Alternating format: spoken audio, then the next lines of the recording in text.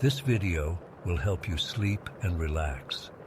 But before we begin, I would like to know which city you're from and what time you're watching this.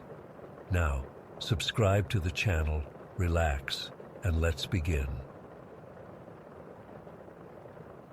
I've never shared this with anyone outside my immediate family, but after stumbling across this forum, I think it might help me process what happened. It's been 3 years since that night in Tillamook State Forest, and I still can't drive through wooded areas after dark. It was a Thursday night in late October when my buddy Ryan called asking for a ride. I'd known Ryan since high school, not my closest friend, but we kept in touch. He explained that he'd gone to this cabin deep in Tillamook Forest with some friends, but they'd gotten into an argument and left him there with no transportation. The cabin belonged to his friend's uncle or something, way out on some logging road. I didn't mind the drive. Actually, I'd always loved night driving, something peaceful about empty roads and headlights cutting through darkness. Plus, I wasn't doing anything that night except binging some stupid show, so I told him I'd come get him. I remember checking Google Maps before heading out. The cabin was literally in the middle of nowhere, about 2 hours from Portland where I lived. The directions took me through the main part of Tillamook Forest and then onto increasingly smaller roads, until the final stretch was this unmarked logging path that wasn't even on the regular map. Ryan had sent me a pin location and some basic directions for the last part. I left around 9 that night. The first hour and a half was fine, regular highways, then state roads. I had my music playing, windows cracked despite the cold, because I liked the fresh air keeping me alert. When I hit the forest preserve signs, I slowed down since deer are always crossing these roads at night. The deeper I drove into the forest, the more isolated everything felt. Cell reception disappeared about 30 minutes after entering the preserve. The roads got narrower, with tall pines crowding both sides. My headlights only illuminated maybe 50 feet ahead, and beyond that was just wall-to-wall darkness. I'm not usually spooked by this stuff. Like I said, I used to love night driving, but something about these woods felt different, heavier somehow.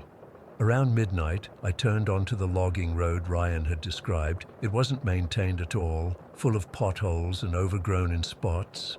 I had to slow to maybe 15 miles per hour, and my car's suspension was taking a beating. The road twisted through the trees, sometimes so narrow that branches scraped against my windows. I remember checking my GPS constantly, worried I'd taken a wrong turn since there were smaller offshoots everywhere. That's when I first noticed the light.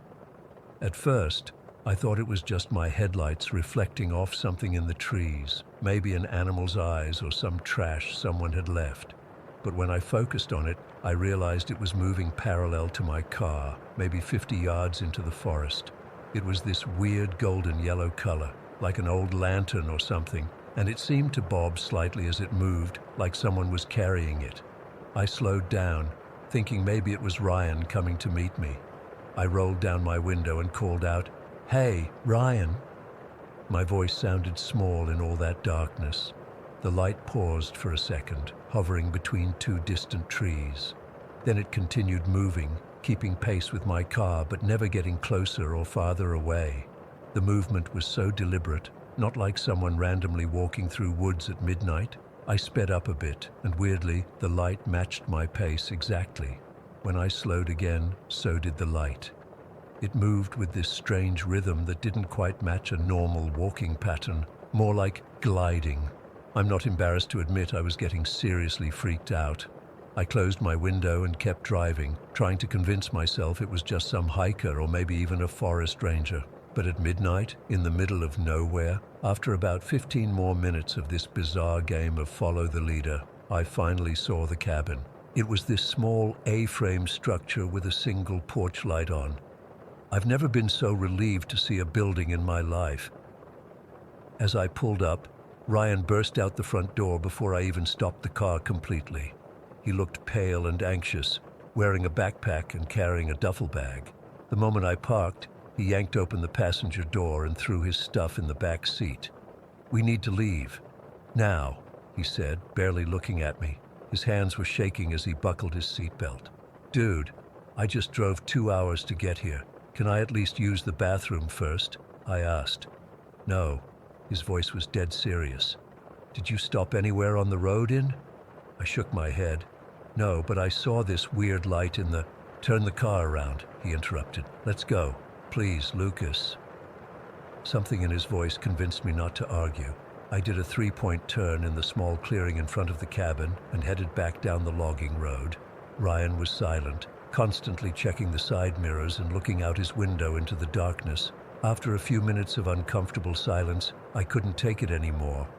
What the hell is going on, Ryan? Why are you so freaked out? He took a deep breath. Last night, I was sitting on the porch having a smoke after everyone else went to bed. I saw something standing at the tree line. He paused. A figure holding a lantern, just standing there, watching the cabin. Maybe it was a hiker lost in the woods, I suggested, though even I didn't believe that. For 2 hours. Ryan shook his head. It didn't move, just stood there, holding that light. When I finally went inside, it was still there. This morning, my friends were acting weird, saying they heard voices outside their windows all night. That's why they left. They thought I was messing with them. I gripped the steering wheel tighter. So what is it? Local stories say something lives in these woods, especially this part of Tillamook. The old-timers call them lantern men or something. I thought it was just bullshit until last night. Just as Ryan finished speaking, I spotted it again, that same golden light moving through the trees to our right. Ryan saw it too and cursed under his breath. Don't stop, he whispered. Whatever you do, don't stop the car. The light was keeping perfect pace with us, that same bobbing motion as before. I pressed harder on the gas, pushing my car faster down the rough road than was safe. The light accelerated too, matching our speed exactly. It shouldn't be able to move that fast, Ryan muttered, more to himself than to me.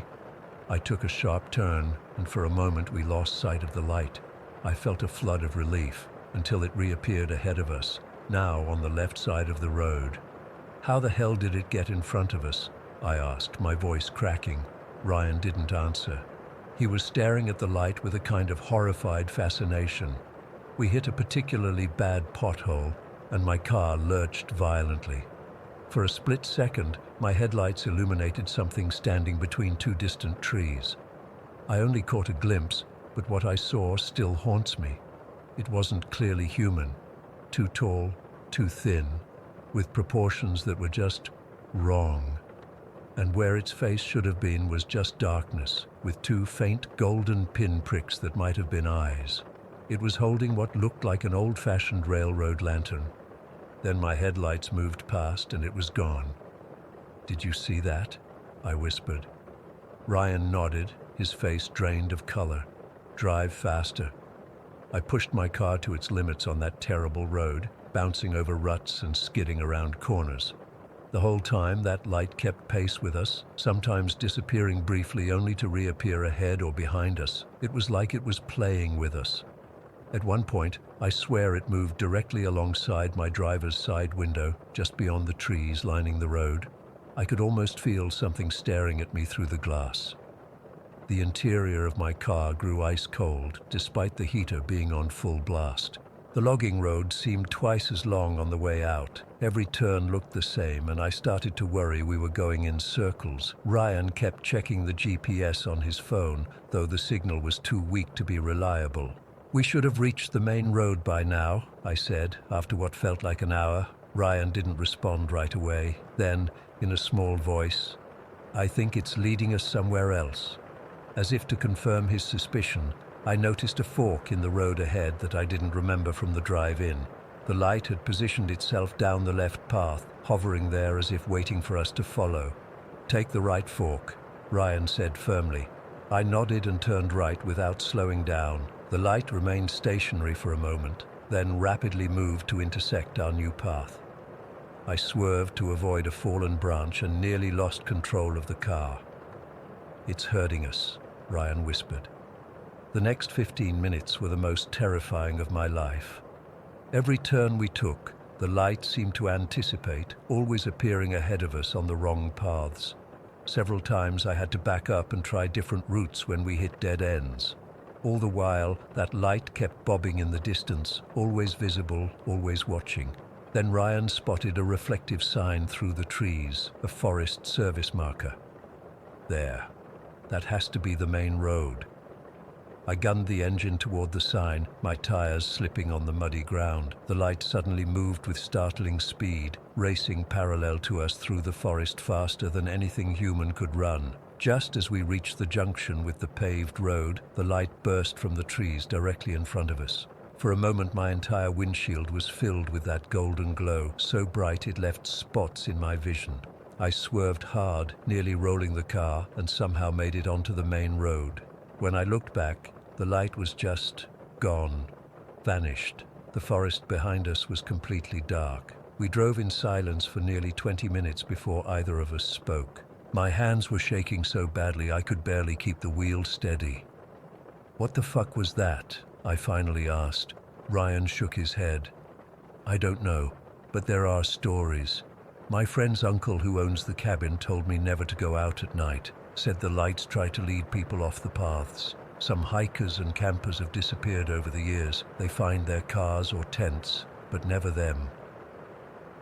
When we finally got back to cell service, Ryan looked up some local history on his phone. Apparently there were dozens of accounts of strange lights in Tillamook Forest, going back over 100 years. Some people thought they were the spirits of loggers who died in the woods. Others believed they were something much older that had always lived there. That was 3 years ago. I still drive at night sometimes, but only on open highways far from any forests. Ryan moved to Arizona shortly after that night, said he needed somewhere with fewer trees.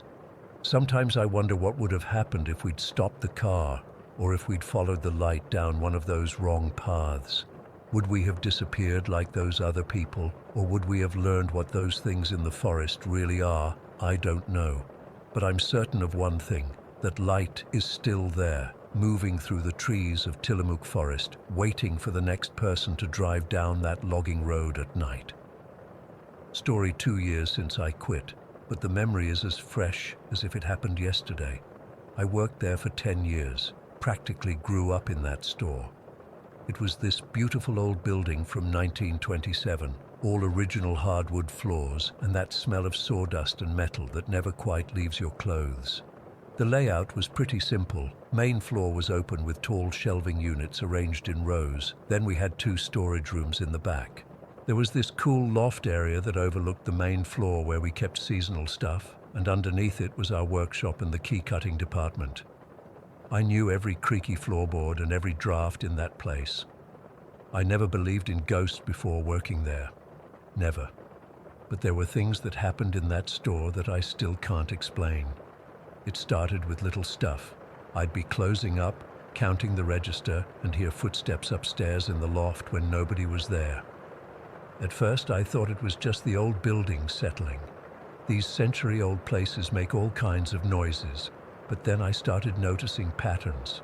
Around 5:30, when most of the customers had cleared out and we were getting ready to close, there would be this shuffling sound from the back storage area. Not every day, but often enough that I started to expect it. It wasn't loud, just enough that you'd turn your head thinking someone had walked by. Mr. Thompson, the owner, mentioned it once when we were locking up. "You ever hear someone running across the roof at night?" he asked me. I had. Multiple times. It sounded exactly like someone jogging across the flat portion of the roof above the back rooms. The thing is, there's no access to that part of the roof. No fire escape, no ladder, nothing. And it's too high for animals bigger than birds to get up there. I remember telling my girlfriend about it, and she thought I was making it up to scare her. I wasn't. I started to notice other employees would never mention it, but they'd look up at the same time I did when we'd hear those sounds. Nobody wanted to be the crazy one talking about ghosts in an old hardware store. But what happened that rainy morning in November changed everything for me. I had to open the store that day. It was my turn in the rotation, which meant getting there at 6 in the morning to turn off the alarms, switch on all the lights, count the register, and make sure everything was ready for the 7:30 opening. I hated opening shifts, especially in November when it's pitch black outside at that hour. It had been pouring all night, and I remember my shoes were soaked just from the short walk from my car to the front door. The streetlights cast this eerie glow on the wet sidewalk, and the store windows reflected their light back in a way that made it impossible to see inside before I entered. The key stuck in the lock like it always did when it was damp out. I had to jiggle it just right, another quirk of the building I'd gotten used to. The alarm panel was just inside the door, and I had 45 seconds to punch in the code before it would trigger. I'd done this hundreds of times. I remember standing there in the dark, my finger having just hit the last number of the code when I heard it. Movement. Not the normal creaking of an old building, but deliberate movement coming from under the loft area where we kept the workshop. My first thought was that someone had broken in, but the alarm had been armed all night, and the system was working fine. Nobody could have gotten in without setting it off. I froze, listening hard, trying to convince myself it was just water dripping somewhere, or maybe a mouse. Then I heard a voice. Not clear words, but the unmistakable cadence of someone having a conversation. It was a man's voice, low and steady, like he was explaining something to someone else, though I couldn't hear a second voice responding. My heart was pounding so hard I could feel it in my throat. I should have left right then, called the police maybe, but something kept me there. Maybe it was curiosity, or maybe it was just denial, not wanting to believe what I was hearing. I moved quietly toward the light switches. We had separate panels for different areas of the store, and I hit the ones for the back rooms first, thinking that if someone was hiding back there, the sudden light might startle them into revealing themselves. The fluorescents flickered to life in the storage areas, casting long shadows across the main floor, which was still dark. I could see that the back rooms were empty, no sign of anyone. I was about to hit the main floor lights when I glanced up toward the loft area, and that's when I saw him. There was a man standing at the loft railing, looking down at me. He was about 5'10", with a full beard that was neatly trimmed. I'd put him in his 50s. He was wearing what looked like a flannel shirt, though in the darkness I couldn't make out the colors clearly. What I could see, with absolute certainty, was his face. He was staring directly at me with this expression that wasn't threatening exactly, but intense, like he was trying to figure out who I was and what I was doing there. I couldn't move. It felt like my feet were suddenly made of lead. We just stared at each other for what must have been 15 seconds, but felt like an eternity. Then, without any change in his expression, he turned and walked toward the back of the loft, disappearing from my view. "Hello," I called out, my voice cracking. "The store's closed. You can't be in here." Silence. I found the courage to hit the main floor light switch, and the entire store was suddenly flooded with harsh fluorescent light. I looked up at the loft again, now fully illuminated, empty, completely empty. My hands were shaking as I grabbed a hammer from a nearby display, the closest thing to a weapon I could find. I made my way up the wooden stairs to the loft, each step creaking under my weight. I knew those sounds. I recognized every noise that old staircase made. And I knew that I would have heard if someone had come down those stairs. The loft was a large open space with storage shelves along the walls and seasonal displays set up in the middle.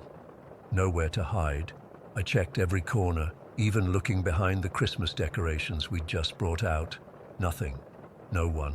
I went back downstairs and checked the entire store. The 2 back rooms, the bathroom, the workshop under the loft, everywhere. All the doors and windows were locked from the inside. The alarm had been armed all night and showed no record of being triggered. There was absolutely no way anyone could have gotten in before me or left after I saw them without me knowing. It was impossible.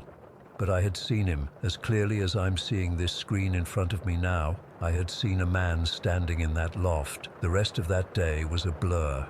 I remember jumping at every noise, constantly looking up at the loft area. My co-workers noticed something was off, but I couldn't bring myself to tell them what had happened. Mr. Thompson came in around noon and I almost told him, but stopped myself. His family had owned that building for generations. If anyone knew about a ghost, it would be him, and he'd never mentioned seeing one, just hearing things. Over the next few months, the footsteps and voices continued. Sometimes it would be quiet for weeks, then 3 days in a row we'd hear what sounded like someone dragging something heavy across the loft floor after closing. I never saw the bearded man again, but I felt him.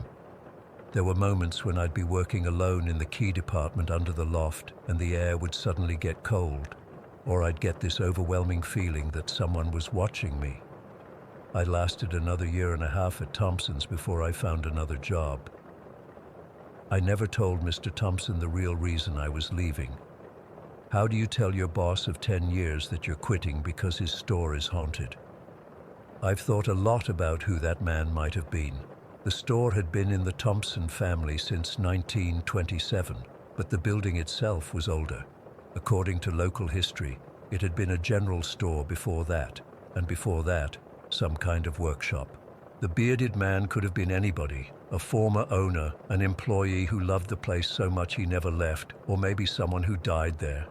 The thing that gets me, the thing I still can't shake, is how normal he looked. Not transparent or glowing or any of that movie ghost stuff. He looked as solid and real as any customer who'd ever walked into that store. If I hadn't known for a fact that I was alone in that building, I would have just assumed he was an early customer who had somehow gotten in before opening. Sometimes I drive by the old store and wonder if whoever took my position hears the same things I did, if they've seen him too. Part of me wants to go in and ask, but a bigger part of me is afraid of the answer, afraid that they'll look at me like I'm crazy, or worse, afraid that they'll nod and understand exactly what I'm talking about. I don't know what I saw that rainy morning 2 years ago. I just know that it was real, and that whatever or whoever haunts that old hardware store is still there, walking the loft and running across the roof after hours when the lights go down and the building settles into its nightly quiet. Story 3. I've never been able to explain what happened at Devon's house. Even now, 6 years later, typing this makes my hands shake. I need to get this out there because I can't keep carrying it alone. When I was 16, my home life was falling apart. My parents were going through a nasty divorce and our apartment had become a war zone of screaming matches and broken dishes. I started spending more time at my friend Devon's place in Riverside. At first, his house felt like salvation, somewhere I could escape the constant fighting. Devon's family wasn't perfect, far from it. His dad was struggling with alcoholism, and the house was always a mess. Dishes piled up, laundry everywhere, weird smells. But compared to the emotional minefield at my place, I didn't care. Devon and I had been friends since middle school, and his mom told me I could crash in their guest bedroom whenever I needed. By the time summer rolled around, I was practically living there. Devon and I would play video games until dawn, raid the kitchen at midnight, and talk about girls we liked at school. Normal teenage stuff. His dog Peter, this big goofy Labrador mix, would always sleep at the foot of my bed in the guest room. For the first time in months, I felt safe. That changed around August. The first incident was so small I almost didn't notice it. I was alone in the guest bedroom one afternoon while Devon was at a dentist appointment. The house was completely quiet, except for Peter snoring on the floor beside me. Then I heard it. Footsteps in the attic directly above me. Not just any footsteps. These were heavy, deliberate thuds, like someone wearing boots, hard-soled boots, like the kind pirates wear in movies. Thud, thud, thud, slowly, pacing back and forth. I froze, controller still in hand, game forgotten. The footsteps moved from one end of the attic to the other, directly tracking the length of my room. Then they stopped, right above where I was sitting. I held my breath. The footsteps started again, following the exact path I'd been pacing earlier when I was on the phone. It was as if whoever, whatever was up there had been watching me and was now mimicking my movements. When Devon got home, I casually asked if anyone else was in the house. He looked at me like I was an idiot. Just Peter, dude. Why? I brushed it off, but that night I couldn't sleep. I kept staring at the ceiling, waiting for the footsteps to return. They didn't. But something else happened that was almost worse. I had been thinking about getting up to use the bathroom, just thinking about it. I hadn't moved yet. The second the thought formed in my head, the footsteps started again, 3 quick steps, stopping right above where the door was, as if it knew I was about to get up. As if it could read my thoughts. I stayed in bed until morning. The next few weeks, things escalated. The footsteps became a regular occurrence, but only when I was alone in the house or alone in the guest room. Devon's parents never mentioned hearing anything, and Devon thought I was making it up for attention. His exact words were, "This isn't one of your ghost hunter shows, Alex. The house is just old." But old houses don't respond to your thoughts. Old houses don't follow you room to room. About a month into this, I was lying in the guest bed reading something on my phone when I heard what sounded like someone running full speed across the attic. Not walking, running. Hard, aggressive footsteps, sprinting from one end to the other, ending directly above my head. Then came a crash so violent the ceiling light fixture shook. Dust actually fell from the ceiling. Peter went crazy, barking and growling at the ceiling. I bolted out of the room and didn't go back in until Devon got home from his shift at the grocery store. "We need to check the attic," I told him, after explaining what happened. "Something's up there." Devon rolled his eyes but agreed, probably just to shut me up. We pulled down the attic ladder from the hallway ceiling. The smell that came down was awful, musty, but with something else underneath, something rotten. The attic was mostly empty except for some Christmas decorations and old furniture. Everything was covered in a thick layer of dust, undisturbed dust. If someone had been running up here, there would be footprints. There weren't any, except near the corner directly above my bedroom. The dust there was different, swirled around like something had been moving through it, and in that corner sat a black box about 2 feet square. Neither of us touched it. Devon claimed it was probably just old family photos, but he didn't open it to check. I wanted to, but something held me back. A gut feeling that opening that box would make everything worse. We left the attic, and Devon made jokes about my overactive imagination for days afterward. But I noticed he started keeping his bedroom door closed at night, and he stopped teasing me when the footsteps happened again. Looking back, I should have paid more attention to the warning signs about Devon's family. They weren't just messy, they lived in absolute squalor. His dad would disappear for days, then come back acting strange. Devon himself had some dark fascinations. He collected dead insects and pinned them to boards. He had notebooks filled with drawings of eyes watching from dark corners. When I asked about them, he'd say they were just doodles. But the strangest thing was how his family reacted whenever I brought up the noises. They wouldn't exactly deny them, they'd just change the subject, like they knew something but refused to acknowledge it. The only one who seemed to understand was Peter. That dog became my shadow. Whenever the footsteps started, he'd press himself against my leg, trembling. Animals know things we don't. Everything came to a head during fall break. Devon's family went to visit his grandmother, but I couldn't go home because my parents' situation had gotten worse. They said I could stay at the house alone. They trusted me. Devon joked that I could finally have that ghost all to myself. It wasn't funny. The first day was fine. I kept all the lights on and blasted music to drown out any potential noises. The second day, when I came back from getting food, I found Peter barking frantically at an empty spot in the living room. His hackles were raised, teeth bared at absolutely nothing I could see. I tried calling him, but he wouldn't budge. For 15 minutes, he stood guard against something invisible, until suddenly he stopped, looked confused, and walked away like nothing had happened. The third day, Peter refused to leave my side. He wouldn't eat, wouldn't play, just pressed against me, shaking. That night, I heard the familiar stomping above my head, and Peter went ballistic. He wasn't just barking at the ceiling. He was attacking the air around us, snapping and growling at something I couldn't see, but could definitely feel. The temperature had dropped so much I could see my breath. I grabbed my backpack and Peter's leash and got the hell out. We spent the night walking around the neighborhood until sunrise. I only went back to shower and change clothes. On the final day before Devon's family was due home, I psyched myself up to grab the rest of my stuff. I told myself I was being ridiculous. It was broad daylight. Nothing bad happens in daylight. Peter seemed calmer too, which I took as a good sign. We walked in through the kitchen door, and I immediately knew something was wrong. Peter's food bowl, which was normally kept in the kitchen corner, was sitting in the middle of the living room floor. Not just sitting there, it was overflowing with food, heaped into a mountain that spilled onto the carpet. No one had been in that house except me for the past 4 days, and I definitely didn't do that. It was as if whatever was in that house knew I was coming back and had prepared a welcome home for Peter, or a bribe. Peter wouldn't go near it. He tucked his tail between his legs and backed toward the door, whining. That was it for me. I grabbed my backpack from the guest room without even looking around, scooped up Peter, and left. I didn't even close the door behind us. I called Devon from a gas station and made up some story about a family emergency. I couldn't tell him the truth.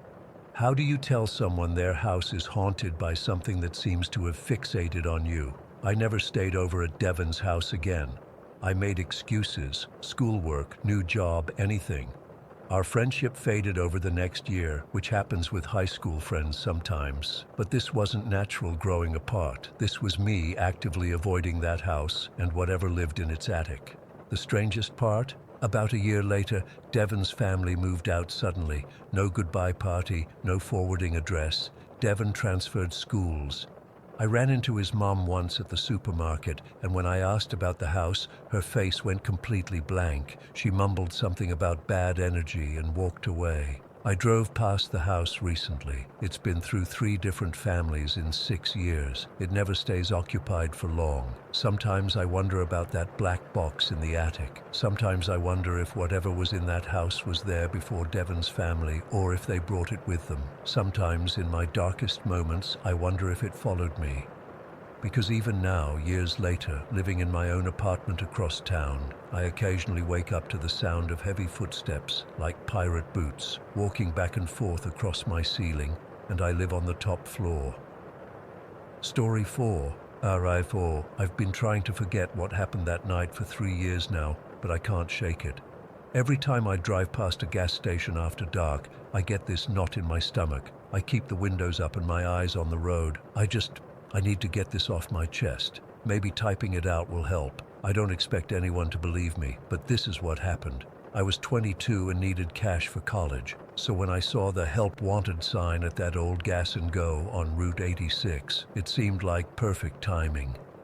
The place was about 40 miles outside of Phoenix, sitting alone in the desert like it had been abandoned by civilization. The pay was decent enough, $13 an hour to basically sit around all night and make sure nobody robbed the place. The manager, Dave, was this middle-aged guy with permanent sweat stains on his shirt who seemed relieved just to find someone willing to take the night shift. Not many truckers come through here anymore since they built the new highway, he told me during my brief training. Most nights you'll only get a handful of customers. Just keep the place clean and stay awake. Simple enough, right? The job was easy. My shift ran from 10 at night to 6 in the morning, 4 days a week. The first few weeks were boring but uneventful. I'd bring my textbooks and study, watch stuff on my phone when the internet signal was decent enough, and just count the hours until dawn. But then I started noticing things. Small things at first. The fluorescent lights would flicker in patterns that didn't seem random. Sometimes I'd hear noises from the back room, like someone sliding boxes around, but whenever I checked, everything was exactly where it should be. And the shadows, they just didn't line up right, like they were a half-second behind whatever cast them. I'd wave my hand and watch my shadow follow just a tiny bit too late. I blamed it on sleep deprivation or my eyes playing tricks. Working nights messes with your head, everyone knows that. December 12th was when it all went to hell. I remember the date clearly because I just finished a final exam that morning and was running on maybe 3 hours of sleep. The temperature had dropped unusually low for Arizona, hovering around 40 degrees. The desert gets crazy cold at night, and the heating in that old building was spotty at best. My shift started normal enough. I did my inventory check, cleaned the coffee station, and restocked the coolers. By midnight, I'd had exactly 2 customers, a local rancher buying cigarettes and a lost tourist who needed directions back to the interstate. By 1 in the morning, I was alone with nothing but the humming of the refrigerators and the occasional static bursts from the ancient radio Dave kept behind the counter. Around 2 o'clock, I was half dozing on my stool a biology textbook open in front of me, when I heard the electronic ding of the door sensor. My head snapped up, and I automatically started my customer service spiel. "Welcome to Gas & Go," I called out, sweeping my flashlight beam across the lot. "Is someone there?" No response, but the footsteps stopped. I walked over to pump 3, my flashlight beam bouncing with each step. There was nobody there, but something caught my eye. Fresh footprints in the gravel. They weren't mine. These were bigger, and they seemed to come from nowhere, starting right beside the pump and leading toward the edge of the lot where the asphalt met the desert. I followed them, my heart hammering in my chest. The trail of footprints continued straight into the darkness, then suddenly stopped about 20 feet past the edge of the property. Just ended, like whatever made them had simply vanished or been lifted away. A gust of wind blew across the desert, carrying the smell of creosote and something else, something sour and wrong that made me gag slightly. I turned and jogged back to the store, suddenly desperate to be inside. When I reached the door, my blood went cold. It was standing open. I was absolutely certain I had closed it behind me. The door had a hydraulic arm that made it impossible to leave it ajar. But there it was, wide open, as if inviting something in, or as if something had already entered. I stepped inside, my flashlight gripped so tight my knuckles were white. Everything looked the same. The empty aisles, the humming coolers, the sad little hot dog roller that we shut off at midnight. But it felt different. The air inside seemed thicker somehow, charged with something I couldn't identify. "Anyone here?" I called out, trying to sound authoritative despite the tremor in my voice. Silence answered me. I closed the door firmly, making sure it latched, and went back behind the counter. My textbook was still open to the same page, my half-drunk energy drink still sweating a ring onto the countertop. Normal. Everything was normal. I checked the security monitors. An ancient system with 4 grainy black and white cameras that covered the pumps, the front door, the back door, and a wide angle of the store interior. Nothing unusual on any of them. No mysterious figures, no open doors, nothing. For the next hour, I tried to convince myself that I was just tired, that the door sensor was faulty, that I'd left the door open myself, that the footprints belonged to a customer I'd somehow missed. The rational explanations piled up in my mind, each one flimsier than the last. Then 3 o'clock hit, and the lights began to flicker. Not the random flickering of dying fluorescence, but a deliberate pattern. 3 quick flashes, a pause, 3 more, over and over. I stared up at them, frozen in place. The radio behind the counter, which had been playing the same 5 classic rock songs on repeat all night, suddenly erupted in a burst of static so loud I jumped. Through the white noise, I could barely make out a sound that turned my insides to ice. A voice, low and gravelly, almost a whisper. It seemed to be saying words I couldn't quite understand. The language sounded wrong somehow, the syllables arranged in ways that human mouths shouldn't be able to form. And the worst part? It didn't seem to be coming from the radio anymore. It seemed to be coming from everywhere, from the walls, the ceiling, the floor beneath my feet. I grabbed the radio and threw it under the counter, but the whispering continued for another few seconds before stopping abruptly. The silence that followed was somehow worse. The lights continued their rhythmic flickering, casting the store in alternating bright light and shadow. Each time the darkness fell, it seemed to last a fraction of a second longer, and each time the lights came back on, the shadows in the corners seemed a little deeper, a little darker, a little more substantial. I reached for the phone to call someone, anyone, but the line was dead. My cell phone showed no signal, not unusual for that remote location, but terrifying in that moment. Then, at exactly 3:15, I remember checking my watch. Every light in the place went out simultaneously. The refrigerator hums died. The electric buzz of the sign outside fell silent. Total darkness, except for the faint moonlight filtering through the windows at the front of the store. And in that darkness, I heard footsteps again. Inside the store, slow, deliberate steps moving down one of the aisles. My flashlight was still on the counter, and I grabbed it with shaking hands, fumbling to turn it on. "Who's there?" I shouted, my voice cracking. "We're closed. You need to leave now." The footsteps stopped. Then came a sound I still hear in my nightmares, a long, slow inhale, like something was tasting the air, smelling me. I finally got the flashlight on and swung the beam toward the sound. For a split second, just a fraction of a moment, I saw it. Standing in aisle 3, between the chips and the canned goods, was a figure, tall, way too tall, its head nearly brushing the ceiling, thin, with limbs that seemed too long for its body. Its skin was pale and somehow translucent, like you could see shadows moving underneath it. But its eyes, God, its eyes were just black voids, not reflecting my flashlight beam at all. And its mouth was stretched into an unnaturally wide grin that literally went from ear to ear, filled with teeth that looked like broken glass. I blinked and it was gone. The space where it had been standing was empty. I didn't think. I didn't grab my jacket or my phone or my keys. I just ran. I vaulted over the counter, slammed into the front door with my shoulder, and burst out into the cold night air. I ran all the way to my car, fumbled the key into the ignition, and peeled out of there with the tires spinning on gravel.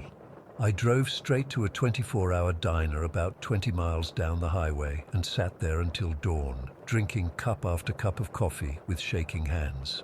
The waitress kept asking if I was okay, but how do you explain something like that? When the sun came up, I drove back to the gas station, half expecting it to be gone or burned to the ground or something. But it was just sitting there like nothing had happened. The lights were on, the pumps were working, and the morning shift guy was behind the counter looking bored. I went in and quit on the spot. Dave tried to talk me out of it, said I was one of the few reliable night guys he'd had. When I tried to explain what happened, he got this look on his face. Not disbelief, but something else, something like recognition. Route 86 gets to people sometimes, was all he said, especially at night. I later found out that the gas station had gone through 6 night shift workers in the year before I started. None of them lasted more than a few months. Dave never said why they left. That was 3 years ago.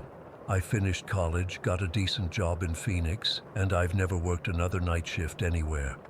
I avoid driving at night when I can, especially on rural highways, and I never ever stop at isolated gas stations after dark. Sometimes I tell myself it was just exhaustion, or maybe someone slipped something into my energy drink as a prank, but deep down, I know what I saw. And sometimes when I'm alone in my apartment at night, I swear I can hear that same whispering coming from somewhere just out of sight, and for just a moment, in the corner of my eye, I catch a glimpse of something tall and thin with an impossibly wide smile. I don't know what was in that gas station on Route 86. I don't know if it's still there, but if you're ever driving through the Arizona desert at night and see a lonely gas and go with flickering lights, just keep driving. Whatever you need, it's not worth stopping for. Story 5. I've been with the Houston PD for 11 years now. I've seen some shit.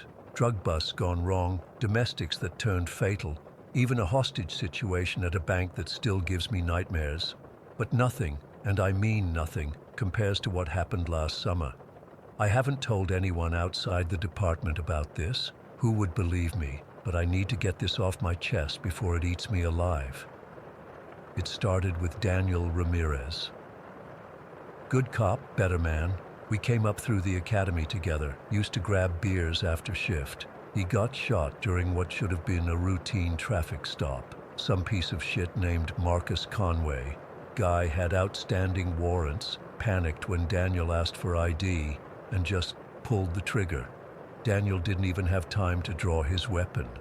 I was at the station when the call came in. The whole place went silent. You could have heard a pin drop. Daniel had a wife, 2 kids. Everyone loved him. His death hit us all hard, but we had no idea it was just the beginning. The power went out at the morgue the night after they brought him in. Just a quick fluctuation, maybe 10 seconds. When the lights came back on, Daniel's body was gone. Just gone. No alarms triggered. Security footage showed nobody entering or leaving. The ME found this weird crystalline shit on the examination table, like salt, but not salt.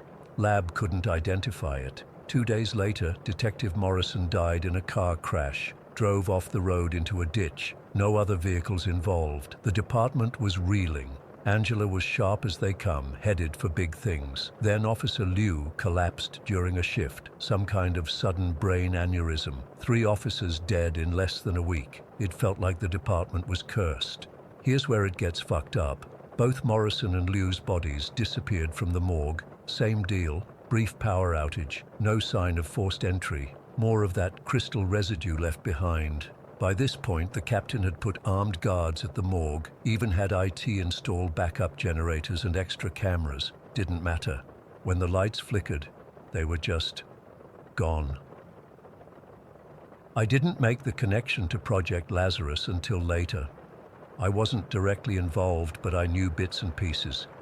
It was this joint task force thing between our department, the county ME's office, and some federal agency nobody would name, supposedly investigating cases where people who were pronounced dead at hospitals disappeared before death certificates could be filed. Sounded like bureaucratic bullshit to me at the time, but Daniel, Angela, and Thomas had all worked different angles of it.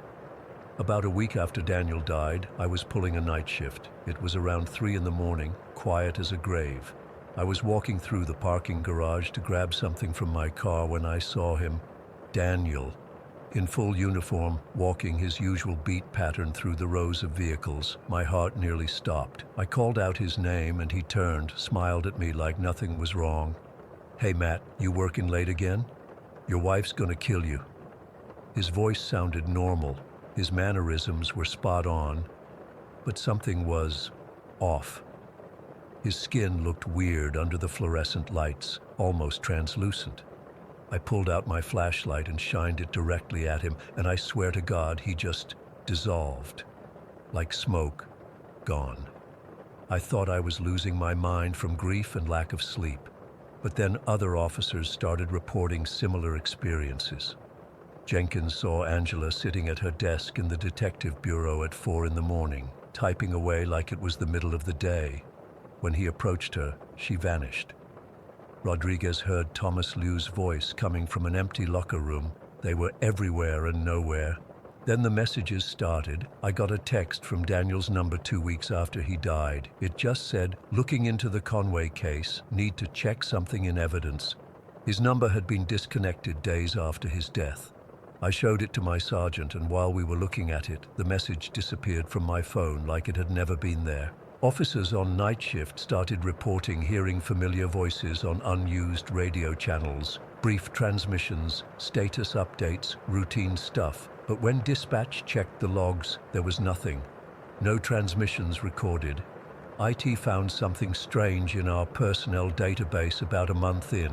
There was hidden code buried in the system that would activate whenever an officer was marked as deceased. We brought in outside experts who said it looked like it was creating some kind of digital consciousness that could continue accessing department resources, but nobody could figure out who put it there or when. On September 14th, all 3 bodies reappeared simultaneously. Daniel was back on his examination table, Angela and Thomas on theirs. The ME nearly had a heart attack when she walked in and found them. They showed no signs of decomposition despite being missing for weeks. The autopsies revealed, Jesus, I still have trouble believing this. Their organs had been replaced with artificial versions made of that same crystalline substance. Their blood was gone, replaced with this silvery fluid. Under UV light, their bodies would phase in and out of visibility. The official report cited equipment malfunction for the disappearances. The bodies were quickly and quietly cremated with family approval under a new protocol called Omega. Nobody talks about what really happened. The brass classified everything, brought in some federal types who swept it all under the rug, but it's not over. Not for those of us who still work nights. I've seen Daniel 3 more times since then, always between 2 and 4 in the morning, always doing normal, everyday police work. Last week I was pulling into the station and saw him writing a ticket in the visitors' parking area. I got out of my car and he looked up, nodded at me like we were just passing each other at shift change. When I blinked, he was gone, but the half-written ticket was still there, fluttering in the wind. Other officers have similar stories. Philip swears Angela sits in on his briefings sometimes, visible only from the corner of his eye. Chen keeps finding case notes in Thomas Liu's handwriting in files he's working on, notes that weren't there the day before. The department installed EM shielding in the morgue and evidence rooms. New protocol requires immediate cremation of any officer who dies in the line of duty, with family approval, of course. They cycle the power every hour just to be safe. Nobody will explain why. I've done some digging on Project Lazarus. Not much to find, but I discovered that several other police departments across the country have had similar incidents. Always 3 officers, always connected to cases involving people who were pronounced dead but disappeared. Always the same pattern. Bodies vanishing, then reappearing with those crystal organs and silver blood.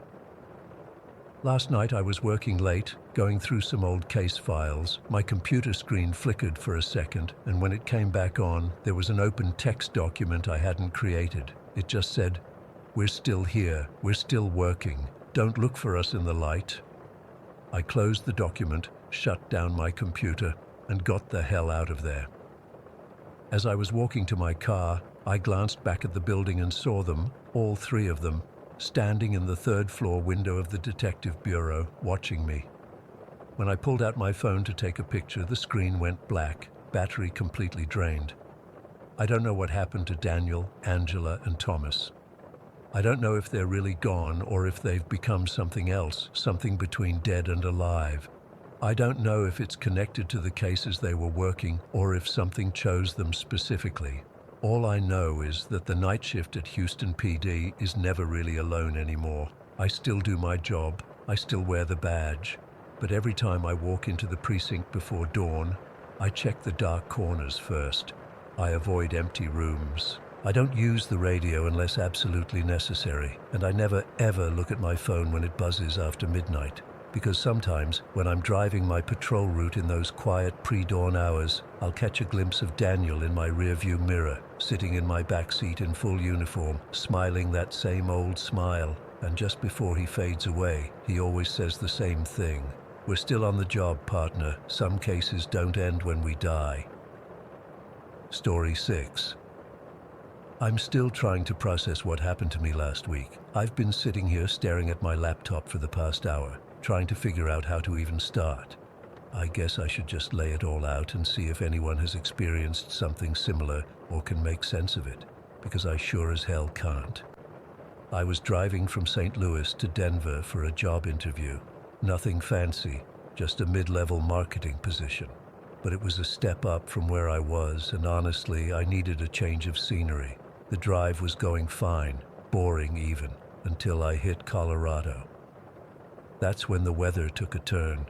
The forecast had mentioned a chance of snow, but this was something else entirely. One minute I was cruising down I-70 with clear skies, and the next I was in the middle of a whiteout. It came out of nowhere. The temperature dropped like a rock. My car thermometer went from 42 degrees to 15 in less than 20 minutes. I've driven in snow before, but nothing like this.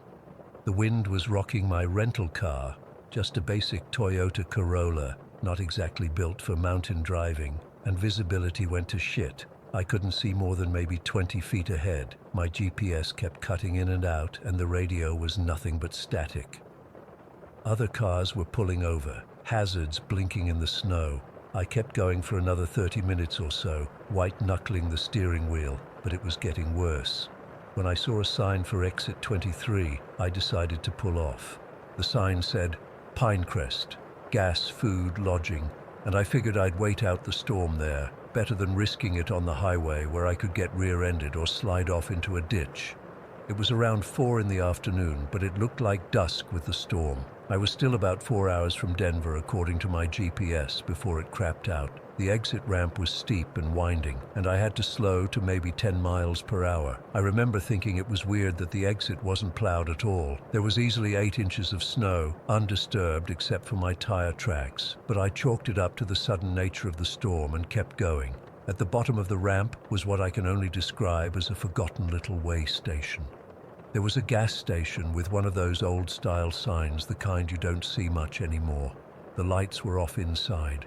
Next to it was a small diner with a neon open sign that was flickering, and beyond that was a single-story motel shaped like an L. The sign just said motel in faded red letters. The whole place had this, I don't know, this frozen in time feel to it, like I'd stepped into the 70s or something. I pulled into the motel parking lot, which had only two other cars, an old blue pickup truck and a beige sedan that looked like it was from the 90s. Both were covered in a thick layer of snow. I sat in my car for a minute, trying to get my phone to work. No service, not even a single bar. I tried the radio again, still static. The motel office had a dim light on, so I made a run for it, the snow already up to my ankles. The wind cut through my jacket like it wasn't even there, and my ears were burning from the cold within seconds. A bell jingled when I opened the door. The office was warm but dimly lit, with wood-paneled walls and a desk that looked like it was made sometime during the Nixon administration. There was this smell, musty, like old books, with something else underneath, something meaty, but not in a good way. The clerk emerged from a back room. That's when I got my first real chill that wasn't from the weather. He was tall and impossibly thin, with skin that looked like it had never seen the sun. His face was all angles, cheekbones jutting out. But what really got me were his eyes. They were this pale, washed-out blue, almost white in the dim light, and they didn't seem to blink enough. "Need a room?" he asked. His voice was normal enough, which was somehow more unsettling against his appearance. I nodded and asked how much for one night. $55 cash only. He smiled, but it didn't reach those eyes. I told him I didn't have much cash, maybe $40. He stared at me for a beat too long, then nodded. "40's fine. We always have rooms available at Pinecrest." Something about the way he said it made my skin crawl, but I was stuck. The storm was getting worse. I could hear the wind howling outside. He had me fill out a registration card, old-school paper style, no computer in sight. When I handed him my $40, his fingers brushed against mine. They were ice cold. He gave me a key, an actual metal key attached to a plastic tag with the number 12 on it, and pointed me toward my room at the far end of the building. I asked if there was anywhere to get food. "Diner's open till 8, he said. "Martha makes a mean venison stew on storm nights." I thanked him and hurried back out to move my car closer to room 12. The snow was coming down even harder now, swirling in the yellow glow of the parking lot lights. It took me 3 tries to get the door key to work. My fingers were numb from the cold, and the lock seemed to resist at first, like it hadn't been used in a while. The room was basic but clean. Twin bed with a faded floral bedspread, a small table with a lamp, a dresser with a TV that looked like it was from the early 2000s, and a bathroom with yellowed linoleum. The heater was one of those old wall units, rattling away, but putting out decent heat. I tried the TV. To my surprise, it worked, but there were only 3 channels, all showing static, except for what looked like a traffic camera feed. I tried my phone again, still no service. By this point, my stomach was growling, so I bundled up and headed to the diner. The snow was falling so heavily that my footprints from just minutes before were already filled in. The diner was just as dated as the motel, red vinyl booths, a chrome-edged counter, those paper placemats with local ads. There were only 2 other customers, an older couple sitting in silence at a booth near the back. They didn't look up when I came in. The waitress could have been the clerk's sister. Same gaunt build, same pale eyes. Her name tag said Martha. Her uniform looked like something from an old movie, complete with one of those little white hats. "Just you?" she asked, grabbing a menu from beside the register. I nodded and she led me to a booth by the window. Through the frosted glass, I could barely make out the lights of the motel. "What brings you to Pinecrest?" she asked as she poured me a cup of coffee without asking if I wanted any. I explained about the storm, how I was headed to Denver. She nodded slowly. "We get that a lot, the ones the storm brings." Before I could ask what she meant, she recommended the venison stew. "Made it fresh today. Good for a cold night like this, when the past needs feeding. I make stew." It was a weird thing to say, but I was hungry and it sounded warm, so I ordered it. While I waited, I sipped the coffee. It was good, surprisingly so, rich and strong. The stew arrived in a large ceramic bowl, steaming hot. It looked and smelled amazing, chunks of meat, potatoes, carrots, and some herbs I couldn't identify. I dug in, and it was delicious, but there was an aftertaste I couldn't quite place, something earthy and metallic. As I ate, I noticed the older couple had left without me hearing them get up. I was alone in the diner now, except for Martha, who kept looking at me from behind the counter. "Storm's getting worse," she said. "They're saying it might be 3 days before the road's clear." I hadn't heard any weather report, and I said as much. Martha just smiled. "We hear things in Pinecrest, the mountain tells us." I finished my stew, suddenly aware of how quiet it was. No music, no kitchen sounds, just the howl of the wind outside and the occasional clink of dishes as Martha wiped down the counter. By the time I paid my bill, again, cash only, I was feeling strangely warm despite the cold outside. My face felt flushed, and I was a little lightheaded. I figured it was just from the hot food after being cold for so long. The walk back to my room was disorienting. The snow was up to my shins now, and the wind had picked up, swirling the snow into ghostly shapes that seemed to reach for me as I passed. I could have sworn I heard whispering under the howl of the wind. Back in my room, I cranked up the heater and tried the TV again. The traffic camera was still on, but now it was showing a different view, a stretch of highway I recognized as the one I'd been on earlier. The timestamp in the corner said it was from 3 hours ago. I watched, puzzled, as the camera showed a car that looked exactly like my rental approaching exit 23. There was a "closed for construction" sign clearly visible at the exit, but the car, my car, took the exit anyway. The camera angle changed, following the car down the ramp. Then I watched in horror as the car hit a patch of ice, skidded, and plunged off the side of the ramp into a ravine below. My heart was pounding. This had to be some kind of sick joke. I hadn't seen any construction signs. I hadn't driven off any ravine. I was here, watching this, alive. The footage continued, showing emergency vehicles arriving at the scene, their lights cutting through the snow as rescue workers made their way down to the wreckage. The timestamp kept advancing, showing the recovery efforts in real time. I frantically tried my phone again. Still no service. I decided I needed to get out of there, right now.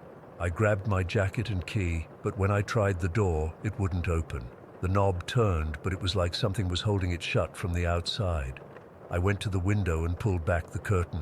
My car was gone. The parking lot was empty except for the same 2 snow-covered vehicles I'd seen earlier. Panic rising, I turned back to the TV. The traffic camera feed was now showing a news reporter standing at the edge of the ravine, the wind whipping her hair as she spoke directly to the camera. There was no sound, but a ticker at the bottom of the screen was scrolling text. "Tragic accident at infamous exit 23 closed since 1978. Pinecrest destroyed by avalanche. 24 souls lost." My legs gave out, and I sat heavily on the bed. The room suddenly felt much colder. I could see my breath clouding in front of me. I looked down at my hands. They looked different, thinner, paler. I stumbled to the bathroom and flipped on the light. My reflection in the mirror made me cry out. My face was gaunt, my cheekbones prominent, and my eyes, oh God, my eyes were pale, almost white. The room temperature continued to plummet. Frost began forming on the inside of the windows. The TV was still on, but now it was showing traffic moving normally on Interstate 70. Cars and trucks passing safely along the highway, unaware of what waited below at an exit that no longer existed, except for those the storm decided to feed to the hungry mountain that demanded regular sacrifice for safe passage. The last thing I remember is the sound of those vehicles passing overhead, and Martha's voice, though she wasn't in the room, saying, "The pass has been fed, the way is clear now." I woke up in my car at a rest stop 30 miles east of Denver. My phone said it was 3 days later than I thought it was. I'd missed my interview.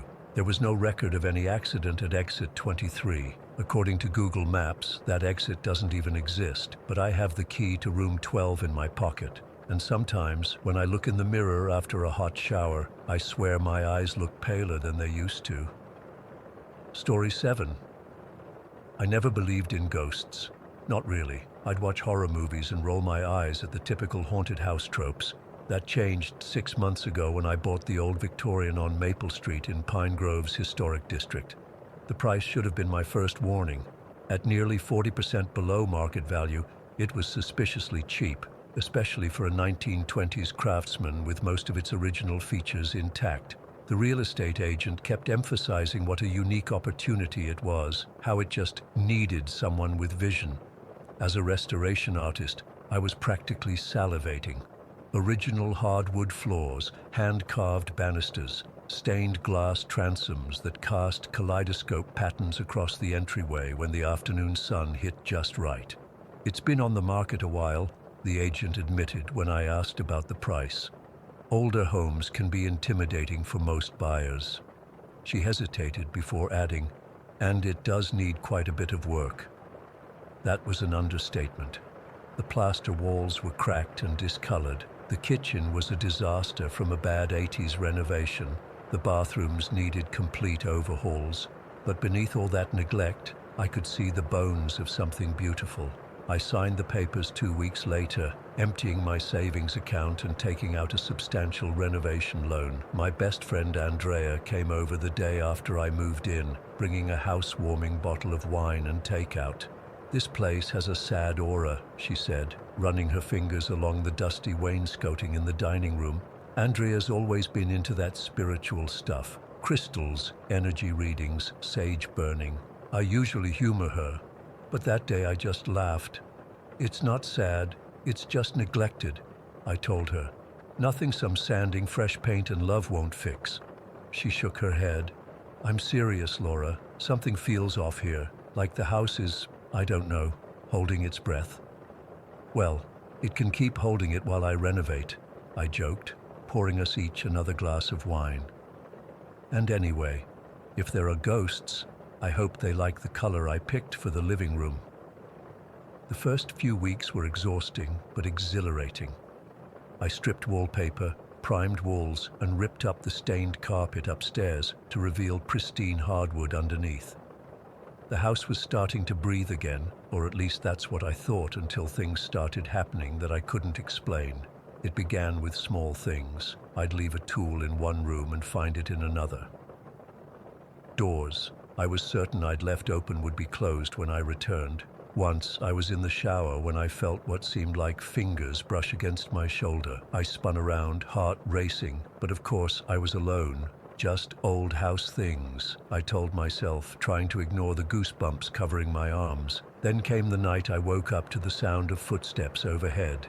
Heavy, deliberate steps crossing what should have been an empty attic.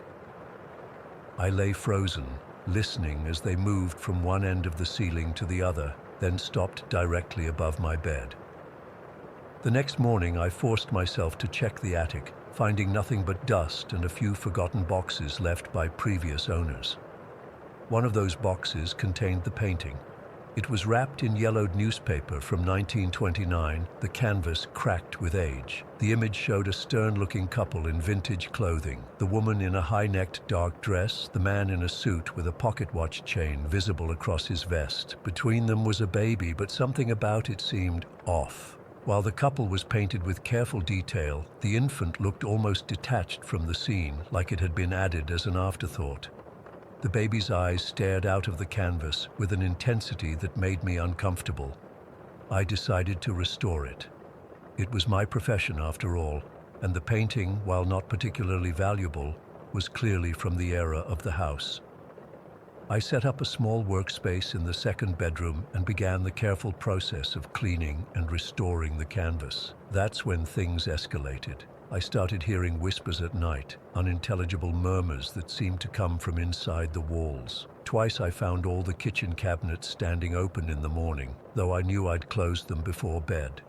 Once, while reading in the living room, the pages of my newspaper began to flip on their own, one after another, until they stopped at an article about child welfare. I started calling it Bill. Giving it a name made it seem less threatening somehow. "Come on, Bill," I'd say when something went missing. "Give me back my screwdriver." Sometimes the missing item would appear in an obvious place I'd already checked. Andrea visited again and immediately noticed the painting propped on my restoration easel. "Where did you get this?" she asked, her voice tight. "Found it in the attic. I think it might be original to the house." She stared at it for a long time. "There's something wrong with that baby," she finally said. "I know, right? The brushwork is completely different. I think it might have been added later, or by a different artist." "No," Andrea shook her head. "I mean, there's something wrong with it. It feels angry." I laughed it off, but that night I dreamed of a baby crying. In the dream, I wandered through my house, following the sound, but could never find its source. The crying grew more desperate, more enraged, until I woke up gasping, my heart pounding against my ribs. The next morning, I went to work on the painting and nearly dropped my brush. The baby was gone. The couple stood alone in the frame, their stern expressions unchanged, but the space between them where the infant had been was now just empty background.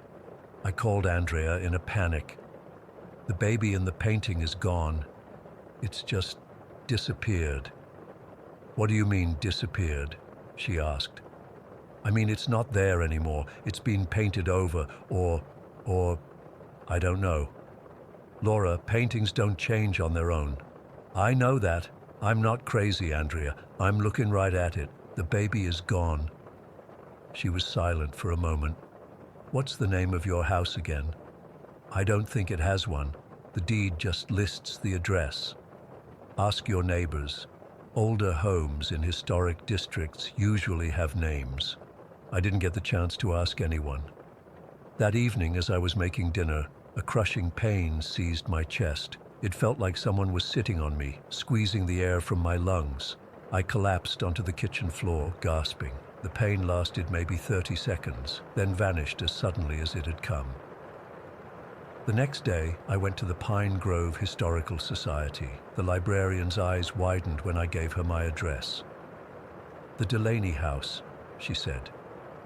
"You're living in the Delaney house?" She directed me to their archives, where I found newspaper clippings from 1929. The headline made my blood run cold. "Tragedy at Delaney House. Mother commits infanticide." According to the articles, Elizabeth Delaney had suffered a miscarriage early in 1928. The loss sent her into a deep depression. Her husband, William, hired a young woman from town to help care for their infant son while Elizabeth recovered. But on a cold January night in 1929, Elizabeth smothered the baby with a pillow, later telling police she couldn't bear to see another woman mothering her child. She died in an asylum 2 years later. William Delaney disappeared the night of the murder. The article speculated that he had fled in grief, unable to face what his wife had done. He was never found. I sat in the archive room, my hands shaking as I read account after account of the Delaney tragedy. One detail kept appearing. Witnesses reported seeing a light in the upstairs window for weeks after the house was abandoned, though no one was living there. When I returned home that evening, I stood in my driveway and looked up at the house, my house. For the first time, I noticed a small window high on the east side, just under the roofline. It wasn't visible from inside any of the rooms I'd been in. As I watched, a faint light flickered behind the glass. My skin crawled, but something pushed me forward. I had to know. Upstairs, I examined the wall where the window should be. It was solid, no door, no indication of a hidden room. But when I knocked, the sound was hollow. I grabbed a hammer from my toolbox and, before I could change my mind, smashed it into the drywall. It took me 20 minutes to break through. Behind the false wall was another wall, this one made of rough boards. A crude door had been nailed shut. I pried it open with shaking hands. The smell hit me first. Old dust and something else, something that made my stomach turn. As my eyes adjusted to the darkness, I saw I was standing in a nursery. A wooden crib stood against one wall, a rocking chair beside it, cobwebs draped everything like gauzy curtains, and there, in the corner, was what remained of William Delaney. He was sitting on the floor, back against the wall, the legs stretched out in front of him. His clothes had mostly rotted away, leaving behind a skeleton still partially covered with leathery skin. In his bony hands was clutched a small blanket, the initials JTD still visible in the corner. I screamed. I screamed until my throat was raw, until my neighbors called the police, until officers pulled me from the house while others secured what was now a crime scene.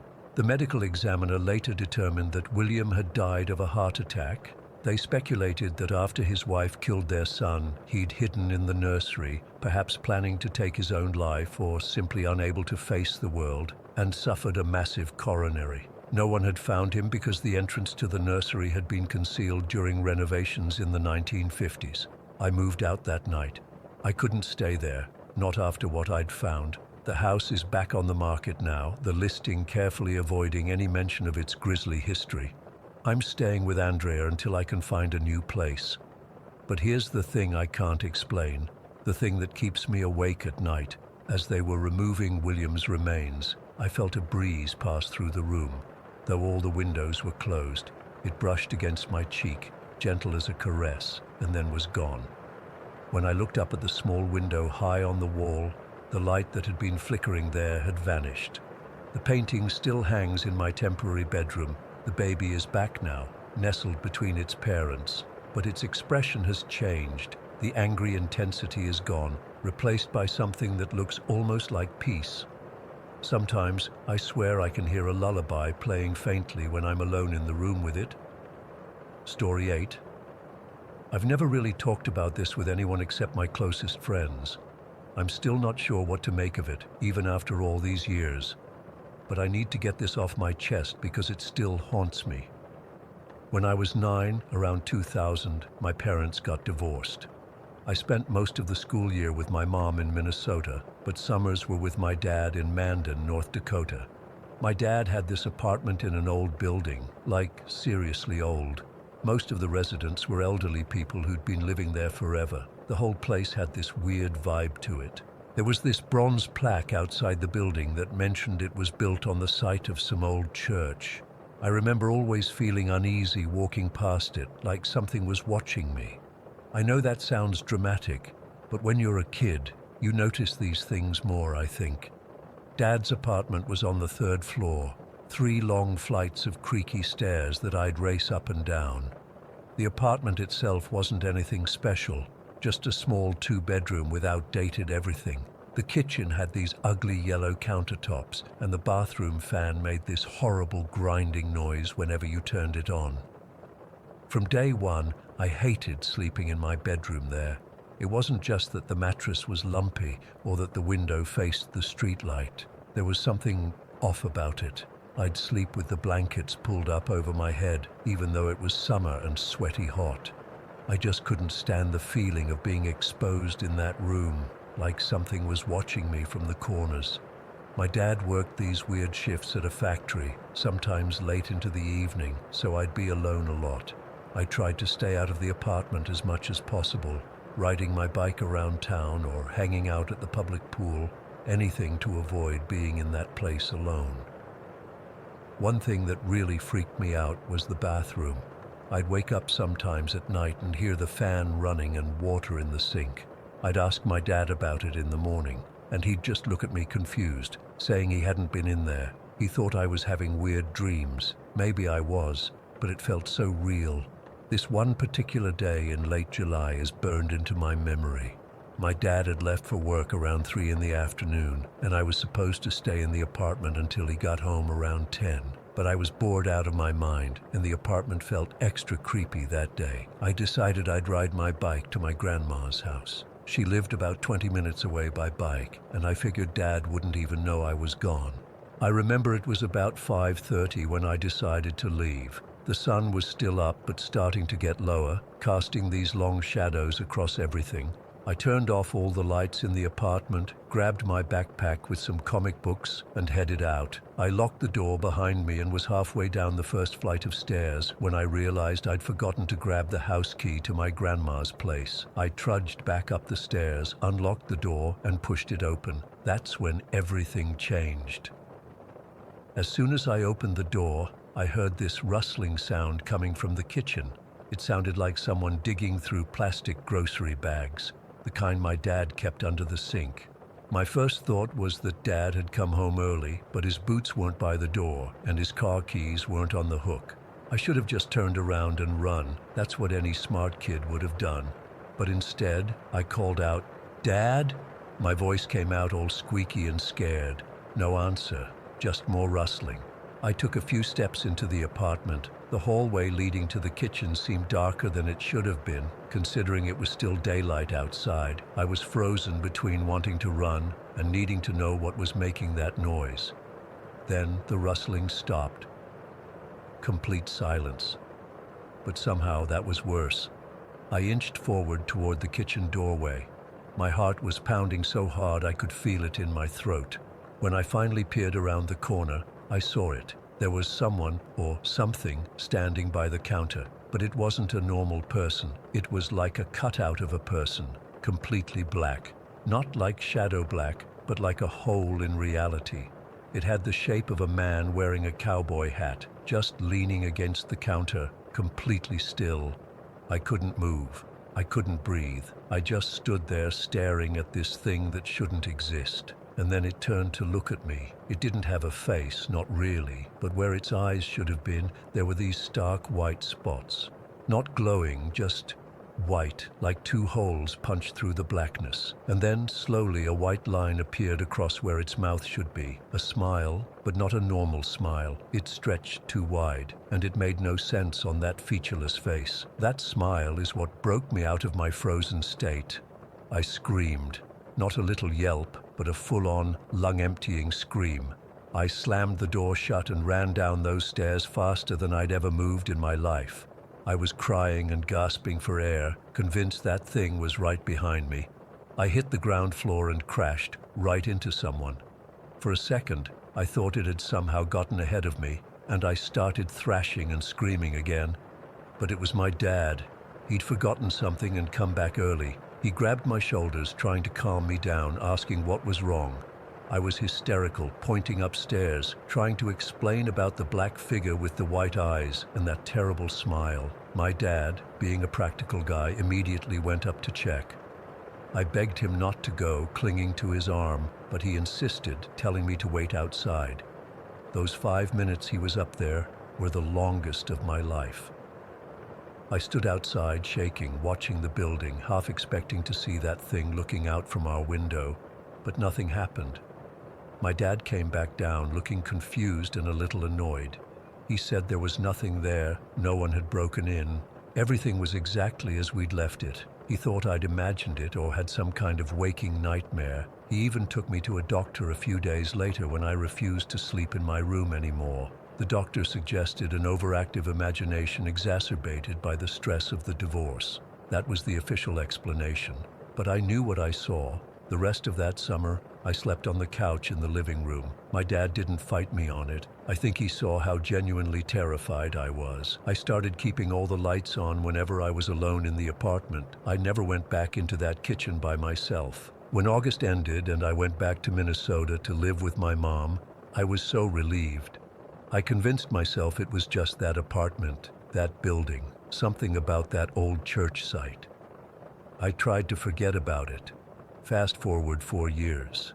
I'm 13, living full-time with my mom in Minnesota.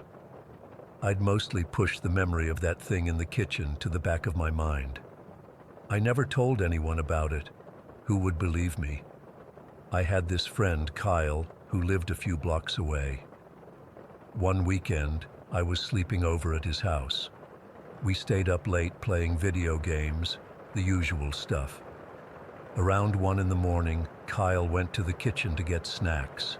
He was gone for a long time, long enough that I paused the game and went to check on him. I found him sitting on the living room floor, pale and shaking. At first, I thought he was messing with me, trying to scare me, but the look on his face was too real. When he finally could talk, he told me he'd seen someone standing in his mom's pantry. Not a normal person, a black figure wearing a cowboy hat. He said it had turned to look at him with white eyes and smiled a smile that didn't make sense. Those were his exact words.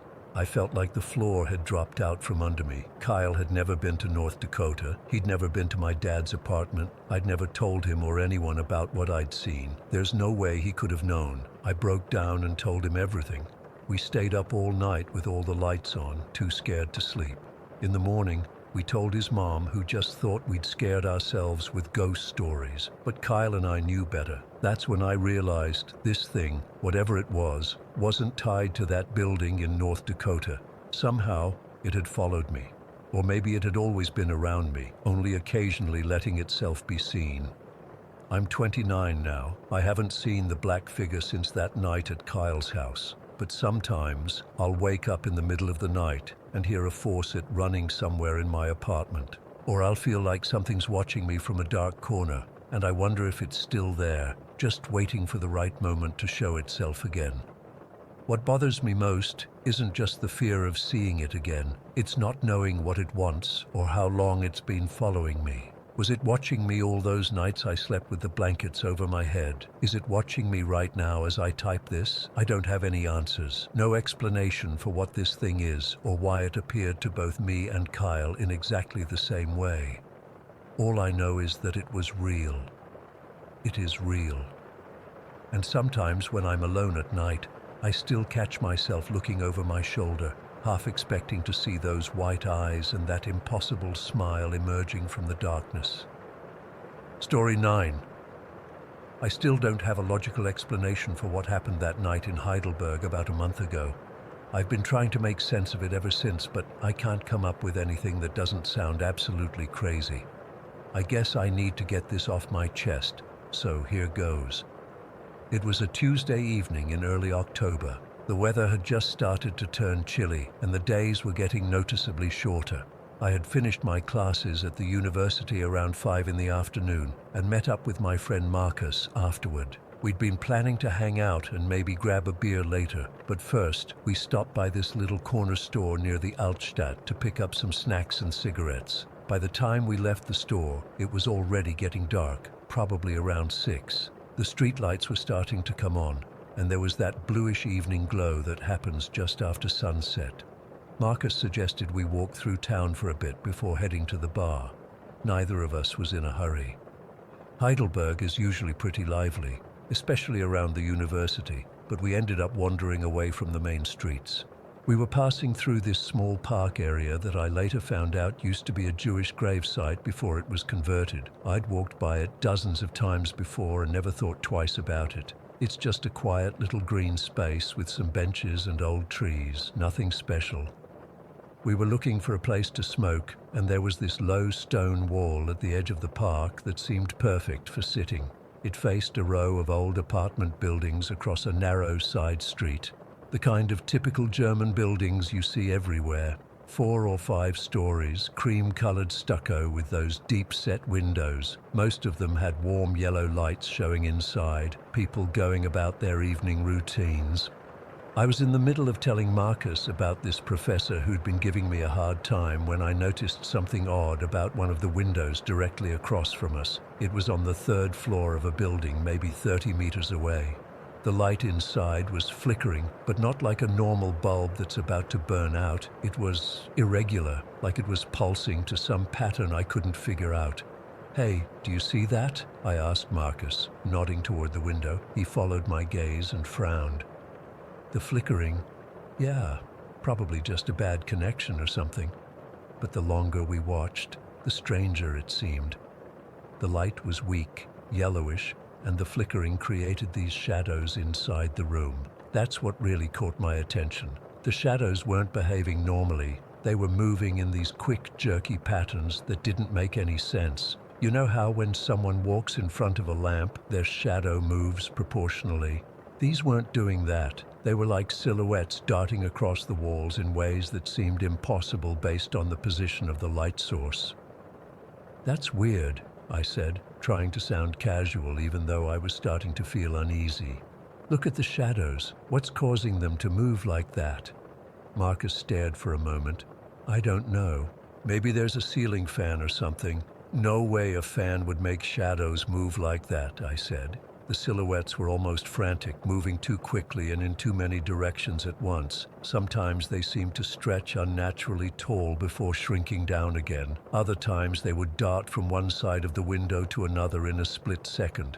I kept watching, trying to rationalize what I was seeing. Maybe it was people moving around inside, but the movements were too erratic, too quick, and the shadow shapes didn't look quite human.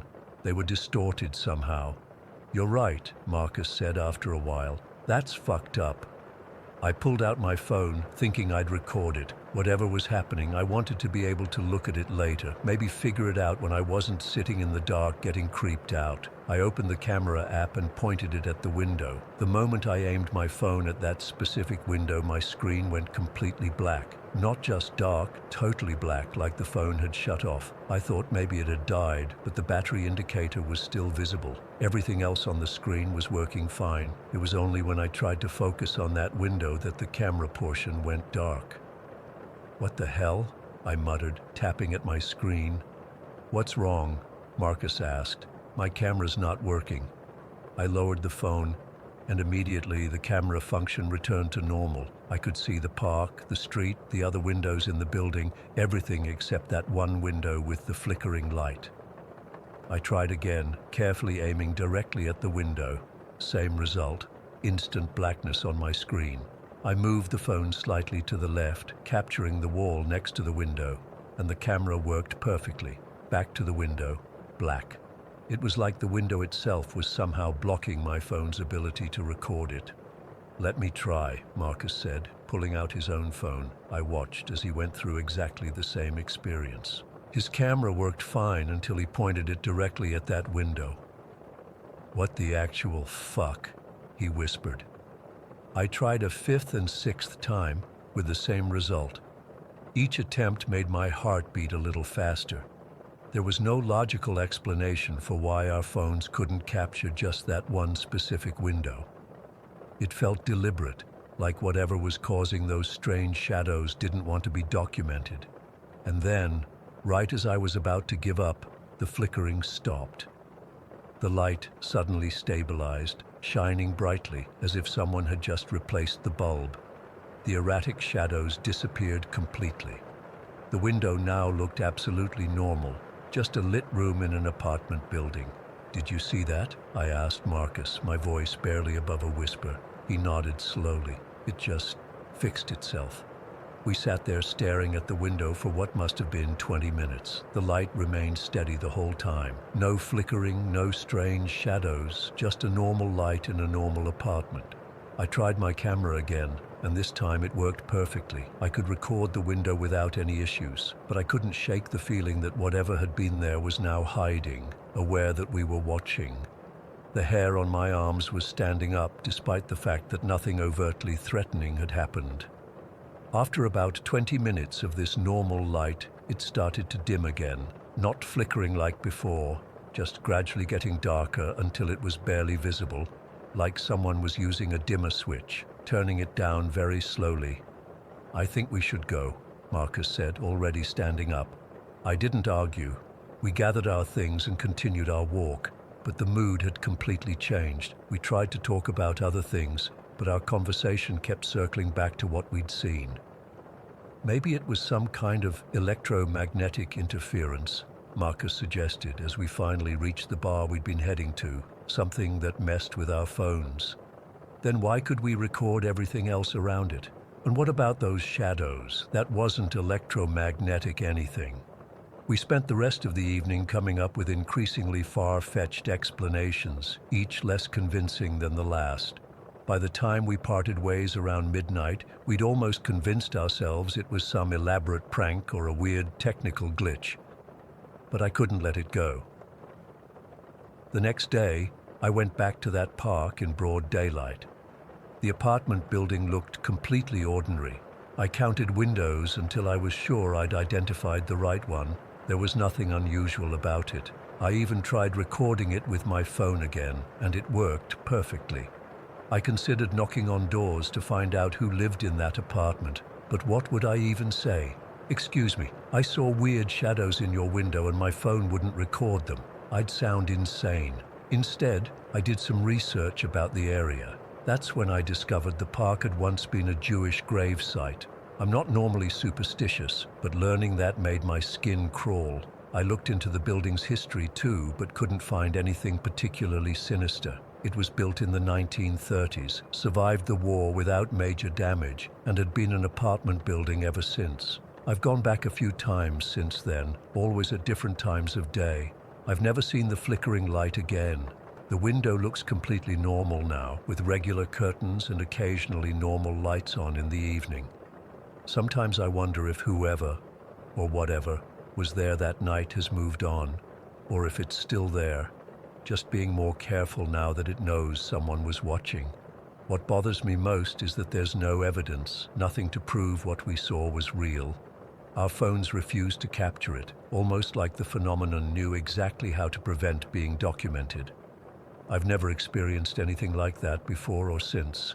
Technology failing in such a specific, targeted way feels almost intelligent, like something was deliberately interfering. Marcus and I don't talk about it much anymore. When we do, I can tell he's trying to rationalize it, to find some explanation that fits into his understanding of the world. I've stopped trying. Some things just don't have rational explanations. All I know is what I saw that night by the old gravesite. Shadows that moved wrong, light that flickered in patterns that made no sense, and two phones that somehow knew exactly what they shouldn't record. And I know that whenever I walk past that building now, even in broad daylight, I can't help but look up at that window, half expecting to see that sickly yellow light flickering again, casting impossible shadows against the glass. Story 10. I don't know where else to turn anymore. My doctors think I'm crazy, my family thinks I need therapy, and my friends just laugh it off. But I know what I experience every night is real. Maybe putting it all down here will help someone else going through the same thing. Or maybe someone will finally believe me. I've dealt with sleep paralysis for as long as I can remember. I'm 22 now and I've lived in Blackwood my whole life. The episode started when I was around 12, but back then they were just occasional nightmares where I couldn't move. Now it's become something else entirely. Last night was the worst it's ever been, and I'm honestly scared to go to sleep tonight. I'm writing this after being awake for almost 36 hours straight. My hands are shaking so bad I keep having to delete and retype words, and I've had so much coffee that my heart feels like it's going to explode. But I'd rather deal with that than what happens when I close my eyes. So here's what happened. I got home from work around 7 in the evening. Nothing unusual about my day, just the usual mind-numbing retail shift at the mall. I was tired, but no more than usual. I made some pasta, watched a couple episodes of that new crime show everyone's talking about, and headed to bed around 11. I've developed this whole ritual around sleeping. I can only sleep on my back or with my back pressed firmly against the wall, any other position, and I start feeling these touches all over my body. Light brushes against my arms, legs, sometimes my face, and I live alone, so there's no explanation for it. Trust me, I've checked my apartment a million times. No drafts, no bugs, nothing. So last night, I settled into bed, flat on my back, staring at the ceiling. My room was completely dark except for the soft blue glow from my phone charger. I remember thinking about work the next day, about how I needed to ask for time off for my cousin's wedding next month. Normal stuff. I drifted off to sleep feeling relatively calm. Then it happened. I woke up, except I wasn't really awake. That's the thing about sleep paralysis that's so hard to explain to people who've never experienced it. You're conscious, your eyes are open, you can see your surroundings, but you can't move a single muscle. Not your fingers, not your toes, not even your eyelids. You're completely trapped in your own body. But this time was different. When I woke up, I had no idea where I was. The room looked vaguely like mine, but everything was off. The dimensions were wrong. The ceiling seemed higher, the walls further away. My dresser, which is normally against the wall opposite my bed, looked like it was floating a few inches off the ground, and the shadows, they were moving in ways that shadows shouldn't move. I tried to remember how I'd gotten there, but my mind was blank. The last thing I could recall was lying down in my bed. But this didn't feel like my bed anymore. The mattress felt harder, colder. The sheets felt rough against my skin, almost like sandpaper. And then came the worst part, the overwhelming sense that I wasn't alone, that someone had been there with me just moments before I woke up. I could almost feel the impression of where they'd been sitting on the edge of my bed. The mattress was still slightly depressed, like someone had just stood up. I tried to scream, but nothing came out. I tried to thrash, to roll over, to do anything to break free from this paralysis, but my body wouldn't respond. All I could do was lie there, eyes wide open, staring at a ceiling that wasn't quite my ceiling, in a room that wasn't quite my room. Then I felt it, that horrible familiar sensation of something trying to pull me back to sleep. It's hard to describe if you've never felt it. It's like invisible hands gently pressing your eyelids down, like a weight settling on your chest, making each breath more difficult than the last. And deep down, I knew that if I let myself fall back asleep, I might never wake up again. My heart was racing, but then, slowly, it started to calm down. Not in a natural way, but like something was deliberately slowing it. Each beat became more labored, more distant. My breathing grew shallow. I could feel myself slipping away, and there was nothing I could do to stop it. In desperation, I focused all my energy on moving just one finger, just my pinky, just a twitch. Anything to break the paralysis. I've learned over the years that if I can move even a tiny part of my body, the spell breaks and I can fully wake up. But this time, nothing was working. I was trying so hard I could feel what would have been sweat on my forehead if I'd been truly awake. And then, I felt something else, a cold pressure on my chest, right over my heart. Not a hand, not exactly, but something with weight and intent, and it was pressing down, harder and harder, making each heartbeat more difficult than the last. That's when I remembered what I'd read about the hag. A few months ago, I went down this rabbit hole researching sleep paralysis online. People all over the world report similar experiences. A malevolent presence, often an old woman, sitting on their chest during sleep paralysis. Different cultures have different names for it. In Newfoundland, they call it the old hag. In Thailand, it's Phai Am. In Brazil, it's Pisadera. All these different cultures, separated by oceans and centuries, describing the same thing. Something that visits you when you can't move, that presses down on your chest, that tries to steal your breath. The doctors say it's just a hallucination caused by the brain being caught between sleep and wakefulness. But how do they explain the fact that people who've never heard of this phenomenon report the exact same experience? How do they explain what I felt last night? Because as that pressure on my chest increased, I saw her. Not clearly, more like a shadow darker than the darkness around it, a hunched figure at the foot of my bed, slowly crawling up toward me. I couldn't make out a face, just a shape, moving with unnatural, jerky movements like some kind of broken puppet. The pressure on my chest became unbearable. My lungs were burning, screaming for air that I couldn't seem to draw in. My heart was beating so slowly now, maybe once every few seconds. I knew I was dying. I was absolutely certain that this was it. This was how I was going to die, paralyzed in my bed, unable even to call for help.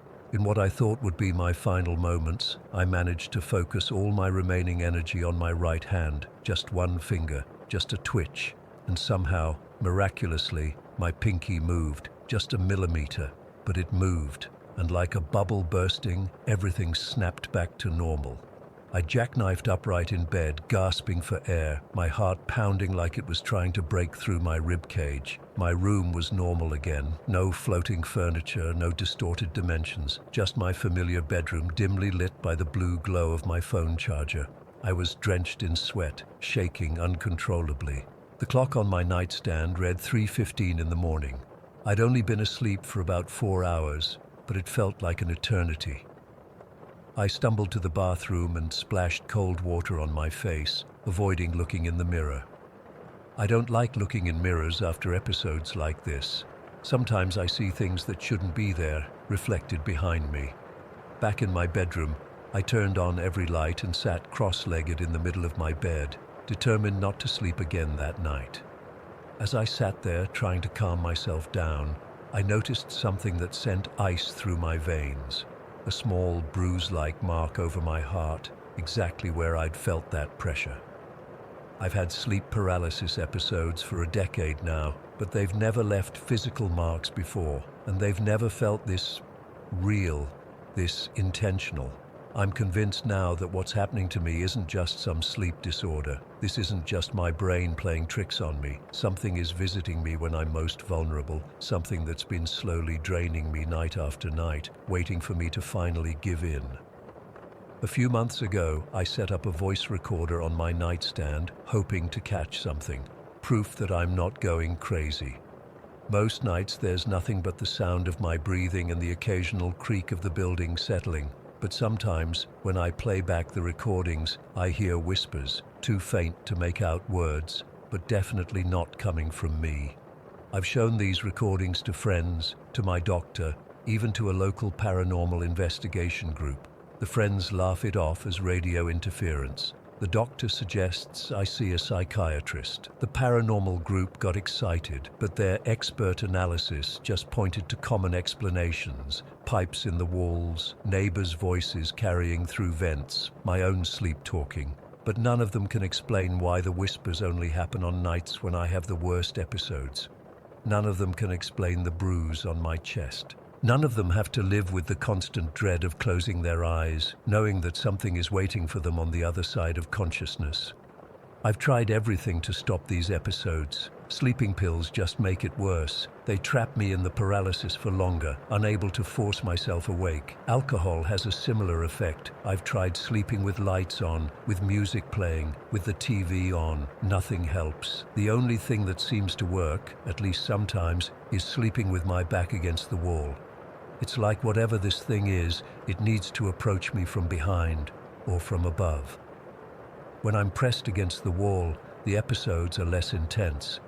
Not gone completely, but less invasive. I don't know how much longer I can go on like this. Each episode seems worse than the last, like this thing is getting stronger, more confident, more determined. I feel it draining me, night after night, taking something essential that I can't get back. Tonight, I'm going to try something different. I've set up cameras around my room, not just a voice recorder, but actual video. I need to see what happens when I'm paralyzed. I need proof. I know how this sounds. I know most people reading this will think I'm crazy or making it up. But I swear on everything I hold dear, this is happening to me. And I'm terrified that one of these nights I won't be strong enough to wake myself up. That my heart will slow down and just stop. That I'll slip back into sleep and never return. If anyone has experienced something similar, please reach out. I need to know I'm not alone in this. I need to know there's a way to make it stop. And if you're reading this and you've never had sleep paralysis, count yourself lucky. And maybe, just to be safe, don't sleep on your back tonight. Don't give it away in. Nay. Story 11. I've never told this story before except to a handful of people I trust. I'm not sure why I'm sharing it now, but maybe someone out there has experienced something similar. I'm 37 now, but what I'm about to tell you happened when I was 11 years old, and it still gives me chills when I think about it. Back then, I lived in a small brick house in Nashville with my mom and my little brother Danny, who was 8 at the time. It wasn't a fancy house by any means, but it was home. My mom worked 2 jobs to keep us afloat after my dad left when I was 7. We didn't have much, but we made do. I had the bigger bedroom at the end of the hall with those old-fashioned bunk beds, even though I was the only one using them. I always slept on the top bunk because it made me feel safer somehow, like I was in my own little fort above everything else. My room had this ceiling fan with a light fixture that worked by pulling a cord. I'd actually taped a piece of string to the original pull cord and extended it so I could reach it from my bed without having to climb down every time I wanted to turn the light on or off. It was my little hack that I was pretty proud of. The night it happened was a Thursday in April 1995. I remember because I'd stayed up later than I was supposed to, waiting to record this song I was obsessed with off the radio onto a cassette tape. My mom had already gone to bed around 10, exhausted from her double shift at the diner. Danny was asleep in his room across the hall. It must have been around 11:30 when I finally got my recording and decided to call it a night. I put my boombox on the floor, climbed up to my bunk, and pulled the string to turn off the light. The room went dark except for the dim glow of my alarm clock showing 11:34. I had barely closed my eyes when I felt something different. It's hard to explain, but the air in the room felt heavier somehow, charged with something I couldn't name. Then I noticed a blue light seeping through my closed eyelids. At first, I thought maybe I'd left my TV on, but I knew I hadn't been watching it that night. When I opened my eyes, my heart practically stopped. There, standing in the middle of my bedroom floor, was a man, but not just any man. He was tall, really tall, with long black hair in 2 braids. He was dressed in what I can only describe as traditional Native American clothing, a buckskin outfit with fringe and beadwork. But the most terrifying thing about him was that he was glowing. I don't mean he had a flashlight or anything. His entire body was emanating this eerie blue light that filled my whole room. He was just standing there, arms crossed over his chest, staring directly at me. His face was stern, with high cheekbones and deep-set eyes that seemed to look right through me. He didn't move, didn't speak, just stood there completely still, watching me. I couldn't move. I literally could not make my body respond to my brain's desperate commands to run, scream, hide, anything.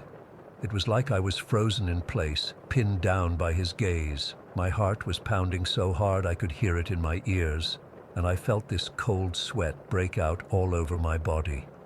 I don't know how long we stared at each other. It could have been seconds or minutes. Time seemed to stop making sense. The only sound in the room was my own shallow breathing. I remember thinking, this isn't real. This can't be real. But it felt more real than anything I'd ever experienced. Finally, after what felt like forever, I managed to make a sound, this pathetic little whimper that grew into a full-blown scream. My hand fumbled for the light cord, yanking it frantically. The ceiling light flooded the room, and just like that, he was gone, vanished. No fade out, no walking away, just there 1 second and completely gone the next. I sat bolt upright in my bed, gasping for air, looking everywhere. My room looked exactly as it always did, cluttered with my stuff, posters on the walls, everything in its place.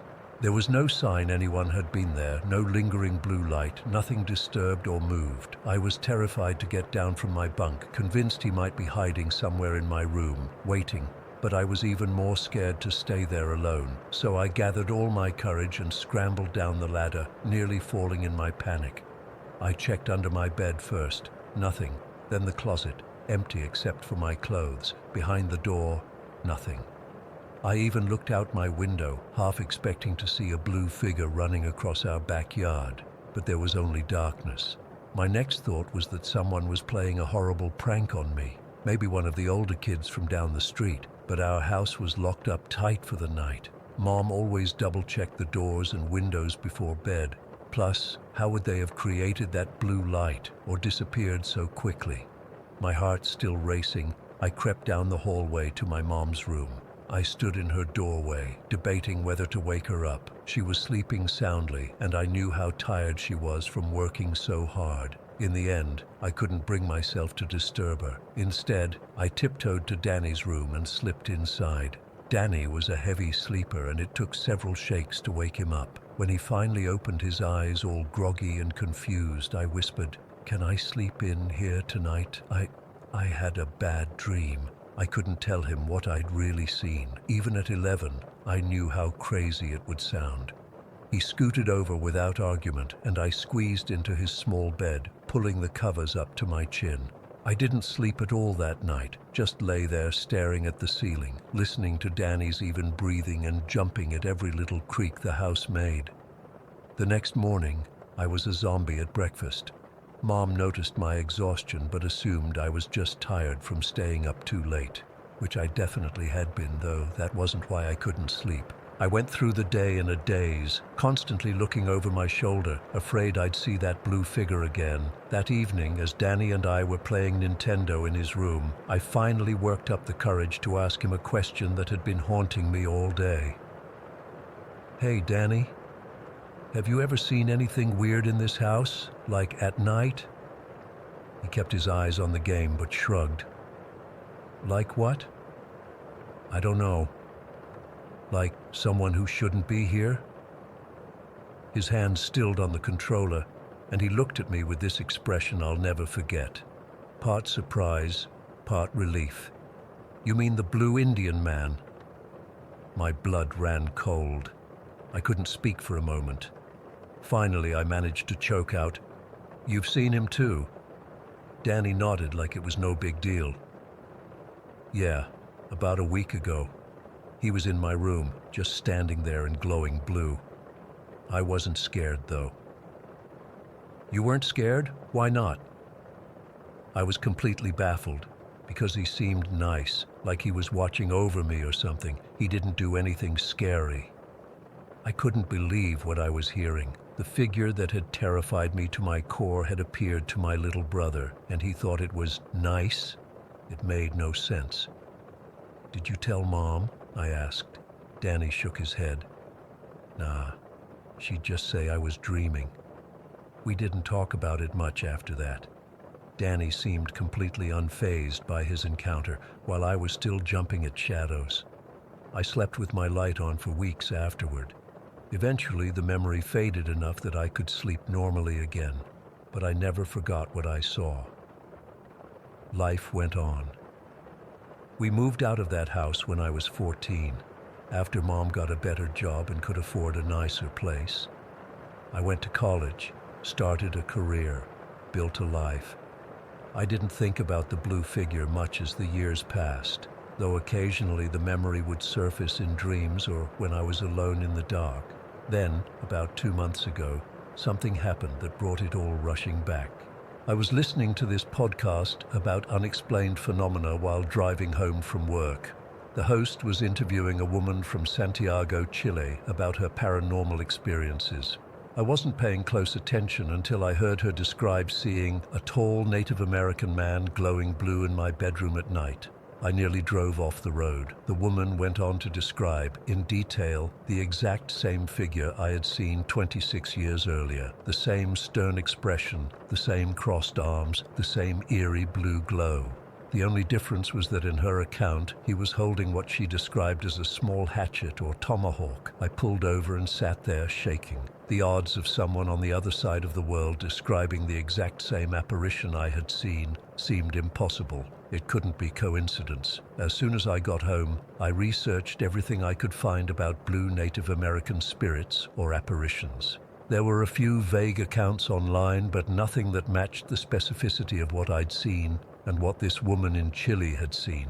I tried contacting the podcast host to get in touch with the interviewee, but never received a response. So I'm left with questions that haunt me. Who or what was that blue figure? Why did he appear to my brother and me? Why did Danny feel protected while I felt threatened? And most unsettling of all, why did he appear to a woman in Chile thousands of miles away? The rational part of my brain says there must be some explanation. Maybe we all saw the same movie or TV show as kids that planted this image in our subconscious. But deep down, I know what I saw was real. It wasn't a dream, it wasn't my imagination, and it wasn't a trick of the light. Sometimes I wonder if he's still out there, this blue Indian, moving between worlds, appearing to people for reasons we can't understand. And I wonder how many others have seen him, but like me, have kept quiet out of fear of not being believed.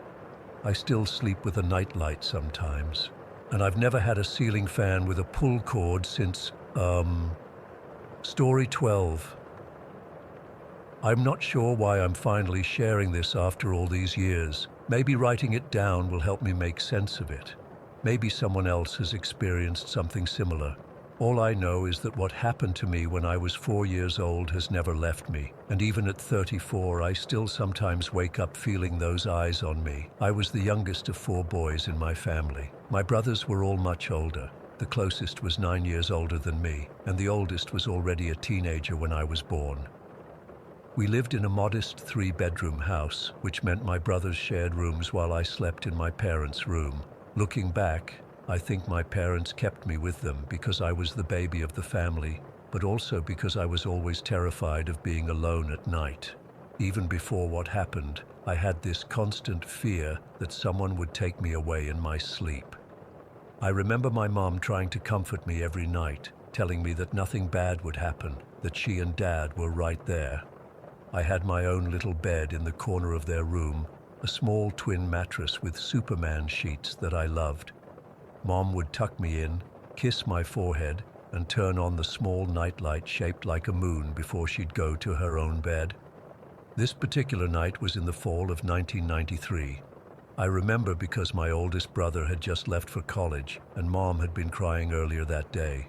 It was a Wednesday night, and everything started like normal. After dinner and my bath, Mom read me a story, something about dinosaurs, I think, and tucked me in. I fell asleep pretty quickly, exhausted from playing outside all day. I don't know what time it was when I woke up. The room was dark except for the soft blue glow from my nightlight. At first, I thought I'd just had a bad dream, but then I felt it. Someone was touching me. I felt a hand rubbing my chest slowly in circles. Then it moved up to my face, caressing my cheek. My first thought was that it was my mom checking on me. She sometimes did that if I had a nightmare, but something felt wrong. The touch wasn't gentle like Mom's. It felt cold and strange, like when your foot falls asleep, but somehow on my skin. I kept my eyes shut tight, terrified, but trying to convince myself it was just Mom. The hand kept moving, tracing my face now, and I could feel something hovering over me. There was weight pressing down on the edge of my bed. I could hear breathing, but it wasn't like normal breathing. It was slow and deliberate, almost like someone trying to breathe quietly, but failing. I decided to peek, just for a second, to reassure myself it was Mom. I opened one eye, just barely, and what I saw, God, even now, 3 decades later, my stomach turns remembering it. It wasn't my mom. It wasn't anyone I knew. It wasn't even a person. Standing over me, with its hand still on my face, was this tall, pitch-black figure. It was shaped like a person, had arms, legs, a torso, even what seemed like a head, but it had absolutely no features, no eyes, no mouth, no nose, just a solid black silhouette, darker than the darkness of the room around it. It was like someone had cut a person-shaped hole in reality. I let out a scream so loud my throat hurt for days afterward. It was primal, the kind of scream you don't even know you're capable of until pure terror rips it from you. But the worst part? The figure didn't move. It didn't run away. It didn't even flinch. It just stood there, hand still on my face, as if studying my reaction. I couldn't move. I was completely paralyzed with fear. My eyes were locked on this thing, and even though it had no eyes, I knew it was looking at me. I could feel its gaze like a physical weight on my skin. I wanted to close my eyes to look away, but I couldn't. It was like my eyelids were pinned open. I don't know how long we stayed like that, me screaming, it watching. It felt like hours, but it was probably only seconds. Then, finally, I managed to squeeze my eyes shut. I was still screaming, my whole body shaking uncontrollably. Seconds later, I felt hands on my shoulders, and I started swinging my little fists wildly, screaming even louder. Then I heard my mom's voice, frantic and scared. "Noah! Noah, baby! What's wrong? What happened?" I opened my eyes, and it was Mom, her face pale with worry, her hands gripping my shoulders. Dad was right behind her, looking around the room with wild eyes like he expected to find an intruder. The figure was gone. "There was someone here," I sobbed, clinging to my mom. "A black man was touching my face, and I don't mean a person with dark skin. I mean a person made of darkness. But how do you explain that to your parents when you're 4? Mom held me close, rocking me back and forth. "It was just a nightmare, sweetie. There's no one here but us. Dad searched the room anyway, checking under the beds, in the closet, behind the curtains. He even went through the rest of the house. There's no one here, buddy. You're safe. But I knew what I'd seen. It wasn't a dream. The cold touch on my face had been real. The weight on my bed had been real. The figure had been real. I refused to sleep in my bed that night. I was hysterical, screaming and crying every time Mom tried to put me back down. Finally, she gave in and let me sleep between her and Dad. I didn't sleep, though. I lay there, wide-eyed, watching the shadows, terrified that thing would come back. The next day, Mom wanted me to nap in my bed, but I wouldn't. I had a complete meltdown at the very idea. My dad, who was usually the stricter parent, surprised everyone by saying, "Let him sleep with us for a while. He's really scared." For the next few weeks, I slept in their bed. Eventually, they moved my little bed right next to theirs, and slowly, I started sleeping there again. But I insisted on keeping the lights on, not just the night light, the actual overhead light. Mom would wait until I fell asleep to turn it off. My brothers teased me mercilessly, of course. Baby Noah's afraid of the dark. But they didn't know. They hadn't seen what I'd seen. As time passed, the memory remained vivid, but the terror began to fade. My parents eventually moved me to my own room when I was 6, and while I was nervous, nothing happened. I kept a baseball bat under my bed for years, though, just in case. I didn't have another direct encounter with the figure throughout my childhood, but there were moments, glimpses of something dark in my peripheral vision, the feeling of being watched when I was alone. Cold spots in rooms that shouldn't be cold. Little things that most people would brush off, but that made my blood run cold because I knew. When I was 13, I finally tried researching what I'd seen. This was before the internet was in every home, so I spent hours in the library, flipping through books on paranormal phenomena.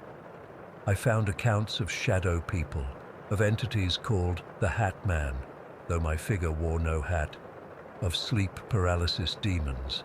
None quite matched what I'd experienced, but they were close enough to convince me that I wasn't alone in this.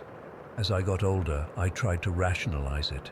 Maybe it was sleep paralysis, though I'd never been diagnosed with that. Maybe it was an overactive imagination combined with that vulnerable state between sleep and wakefulness.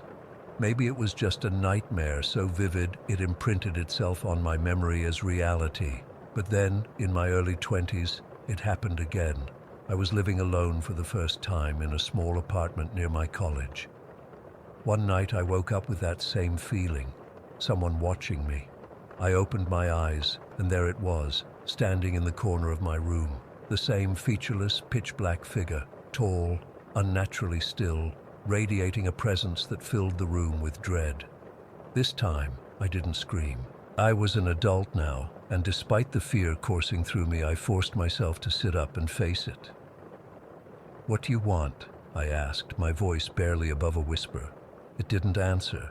It didn't move. It just stood there watching. After what felt like an eternity, I reached for the lamp next to my bed and switched it on. The figure was gone. I didn't sleep for the rest of that night, or the next.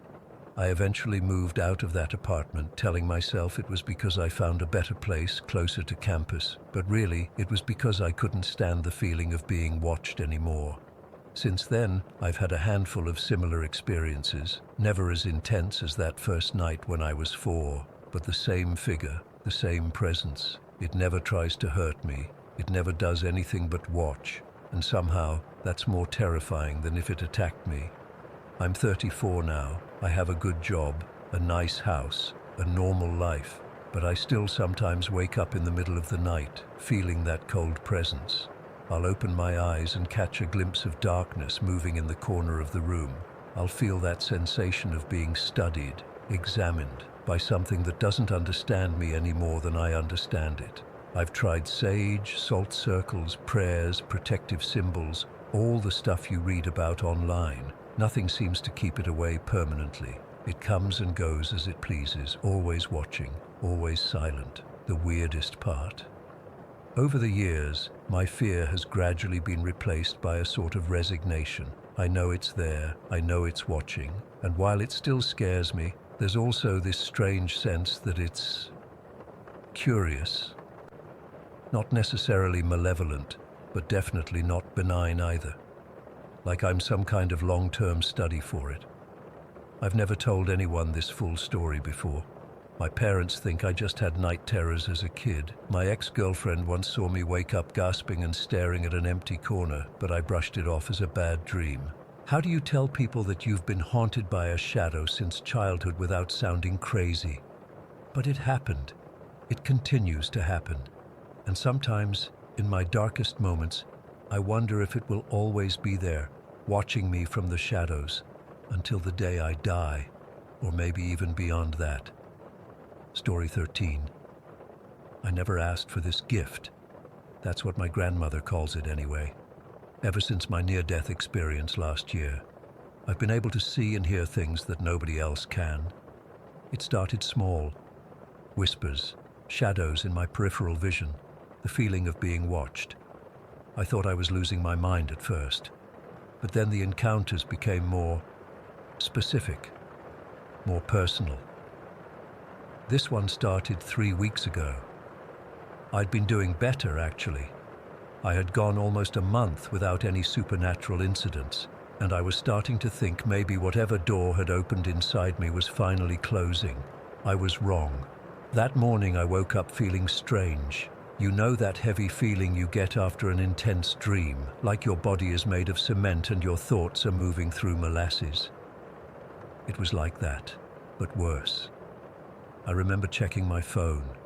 It was just past 5 in the morning, way too early to be awake, but I couldn't go back to sleep. The dream was still vivid in my mind. There was a man, just his head floating in darkness. His face was gaunt, with hollow cheeks and dark circles under his eyes. But his eyes, they were so intense, so desperate. He looked directly at me and spoke in Mandarin. "My head is here, but my spirit is still there," he said. His voice sounded distant, yet crystal clear. "I died in Vietnam. Business trip. My family brought my body back to Singapore, but my soul is still trapped there. In the dream, I tried to back away, but there was nowhere to go." His disembodied head followed me through the darkness. "Please," he begged, "tell my family they need to perform the ritual. The Buddhist monks there know how to guide a lost soul home. My wife and son, they don't know. They think I'm at peace. I'm not at peace. I'm divided." I woke up gasping, my shirt soaked with sweat. The air conditioner was on full blast, but I felt feverish. I sat up in bed and turned on my bedside lamp, half expecting to see his floating head in my room. There was nothing, of course, just my cluttered bedroom in my family's HDB flat. I tried to convince myself it was just a nightmare, but I couldn't shake the feeling that it was more than that. His desperation felt too real, and he'd given specific details. His name was Chen Wei-ming. He worked for a shipping company, lived in Tampines, had a wife named Hoi Ying and a teenage son. I didn't know what to do with this information. I couldn't just look up his family and tell them, "Hey, your dead husband's ghost visited me in a dream and needs you to do a ritual in Vietnam." They'd think I was absolutely insane. So I did what I always do when these things happen. I called my best friend, Aisha. She's the only person besides my grandmother who fully believes me about these experiences. "Maybe wait to see if he comes back," she suggested when I met her for lunch that day. "If he's desperate enough, he'll find a way to reach you again." That made sense. The truly persistent spirits always came back. But Chen Wei-ming never did. For the next few days, I kept expecting to see his head floating in my room or to hear his voice again, but there was nothing.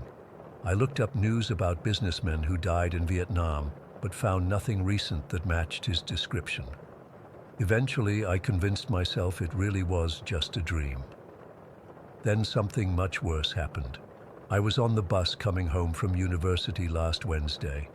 It was around 7 in the evening, that time when the sun has just set and the city lights are coming on.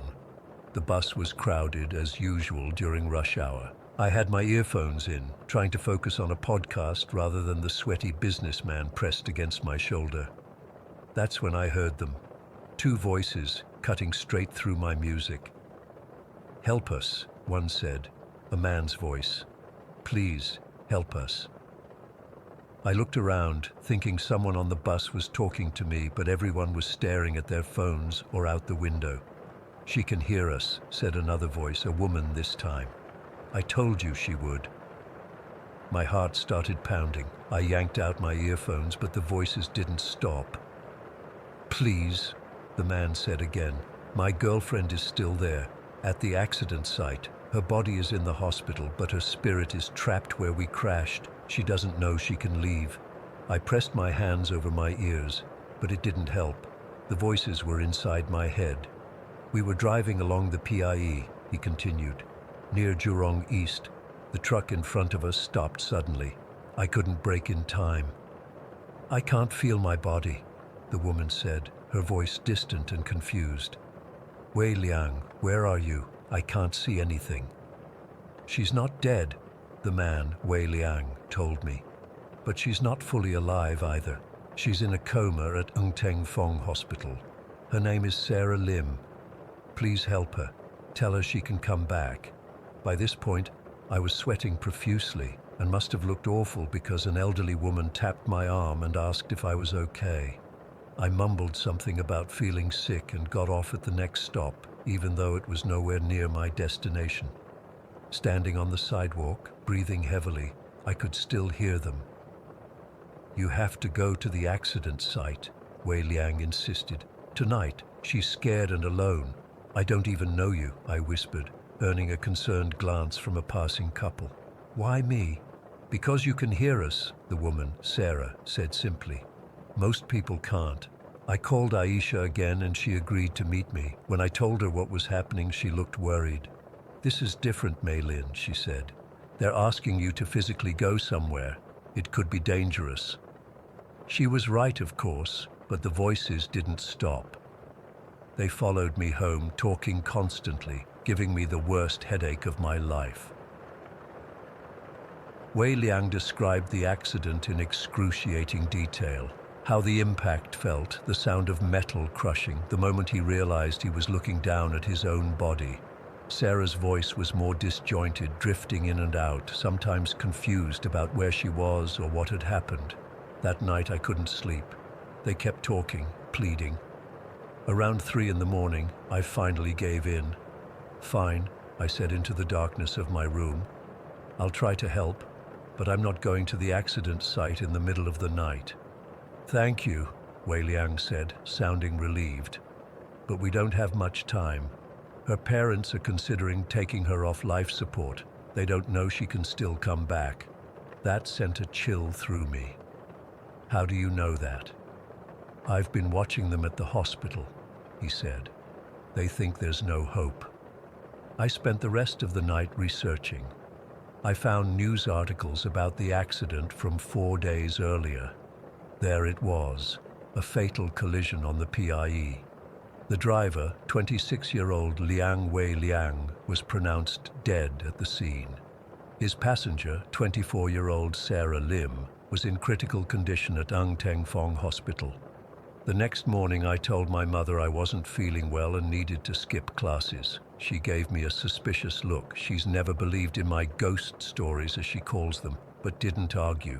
As soon as she left for work, I messaged Aisha. "I need you to come with me," I texted. "I have to go to this accident site."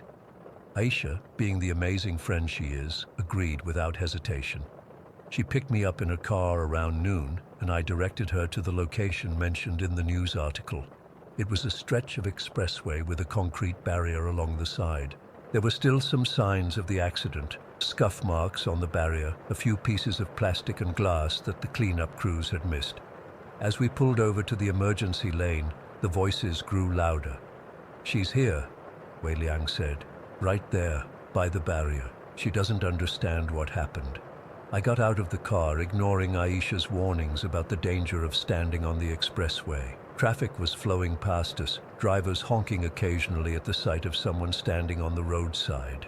"Sarah?" I called out, feeling ridiculous. "Sarah Lim?" I couldn't see anything, but I felt a cold spot as I approached the barrier.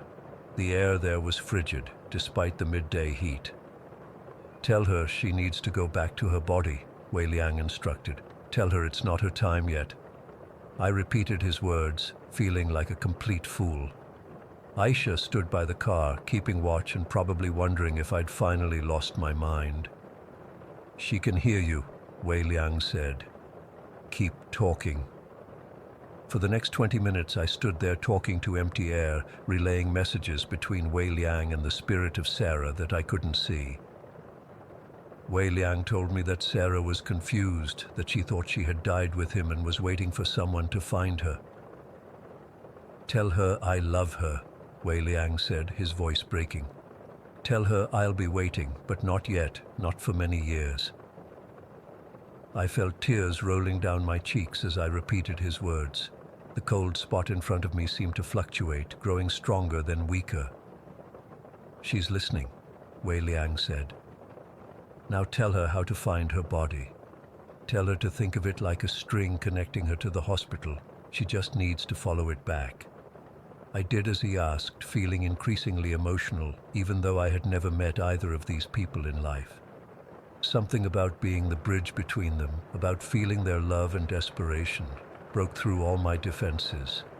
Finally, the cold spot vanished. Wei Liang's voice became softer. "She's trying," he said. "Thank you. I need to follow her, to make sure she finds her way." And then they were both gone. The voices stopped. The headache that had been plaguing me for the past day suddenly lifted. I stood there on the roadside, crying for people I'd never known. Aisha drove me home, and I spent the rest of the day in a daze. I couldn't explain to my family what had happened, so I blamed my red eyes and distraction on a bad day at university. That night, I went online and posted anonymously on several Singapore forums, describing what had happened and mentioning Sarah Lim by name, hoping her family might see it. I didn't expect anyone to believe me, but I felt I had to try. No one responded, at least not directly to me. A week later, I was scrolling through news on my phone when I saw it, a small article about a miraculous recovery at Ng Teng Fong Hospital. Sarah Lim, who had been in a coma following a tragic accident that killed her boyfriend, had unexpectedly awakened. Doctors were calling it remarkable, as they had been preparing her family for the possibility that she might never regain consciousness.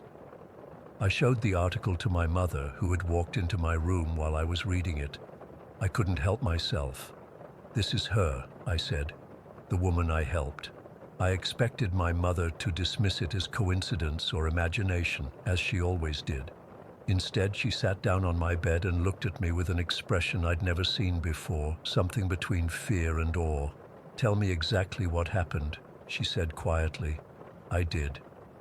I told her everything, from Chen Wei-ming's disembodied head to the voices on the bus to the cold spot on the expressway. For once, she didn't interrupt or look skeptical. She just listened. When I finished, she was silent for a long time. Finally, she took my hand. "My mother, your grandmother, always said you were special," she said. "I didn't want to believe it. I thought it would make your life harder. She was right about that part. It has made my life harder. But as I sit here writing this, I can't help wondering about the next spirit who will find me, the next voice I'll hear when no one else can. And despite the fear and the headaches and the nights without sleep, there's a part of me that's waiting for them, because now I know it's real, and I know I can help." Story 14. I still can't sleep right after what happened last week. I've been driving that stretch of Highway 10 for almost 7 years now, back and forth from my mom's place to mine. It's about a 3-hour drive through mostly farmland and small towns in the middle of nowhere. Never had any issues before. I knew every curve, every exit, every sad little roadside attraction. It was mindless driving most of the time. Last Friday, I was heading back home after visiting Mom. I left later than planned, around 9:30 at night, which wasn't ideal, but I figured I'd be home by midnight. The weather was typical for August, warm and sticky, even with the windows down. I had my playlist going, just cruising along that empty stretch between Millerville and Oakton where there's nothing but cornfields and the occasional farmhouse. I remember checking my fuel gauge around 10:45 and noticing I was getting low, maybe a quarter tank left. Wasn't too worried since there's that old gas station about 20 miles ahead. The one that's been there forever, kind of run down but reliable enough for emergency stops. That's when I saw him. My headlights caught this figure standing on the shoulder about 50 yards ahead, just standing there, thumb out, backpack at his feet. I almost didn't stop. Who picks up hitchhikers anymore? But something about the way he was standing there. He looked young, maybe early 20s, and completely out of place on that empty highway. I slowed down, telling myself I was just being nice. Maybe it was because the guy reminded me of my younger brother. I don't know. I pulled over about 10 feet ahead of him and waited as he jogged up to my passenger window. "Hey man, where you headed?" I asked, keeping the car in drive, just in case. "Just trying to get to Oakton," he said. His voice was normal enough, but he looked exhausted. Thin face, dark circles under his eyes. "My name's Jake." That's when I got the first weird feeling. My name is Jake, too. Coincidence, sure, but still strange. "I'm headed through there," I told him. "Hop in." He grabbed his backpack, this beat-up army green thing, and slid into the passenger seat. He smelled like dust and cheap soap, nothing alarming. "Thanks for stopping," he said. "Been out here for hours." I pulled back onto the highway, glancing at him every few seconds. He was wearing a faded blue t-shirt and jeans. Nothing strange. Looked like a college kid, maybe. Normal enough. "Not many people take this road at night," I commented, trying to make conversation. "Yeah," he agreed. "Especially not this stretch."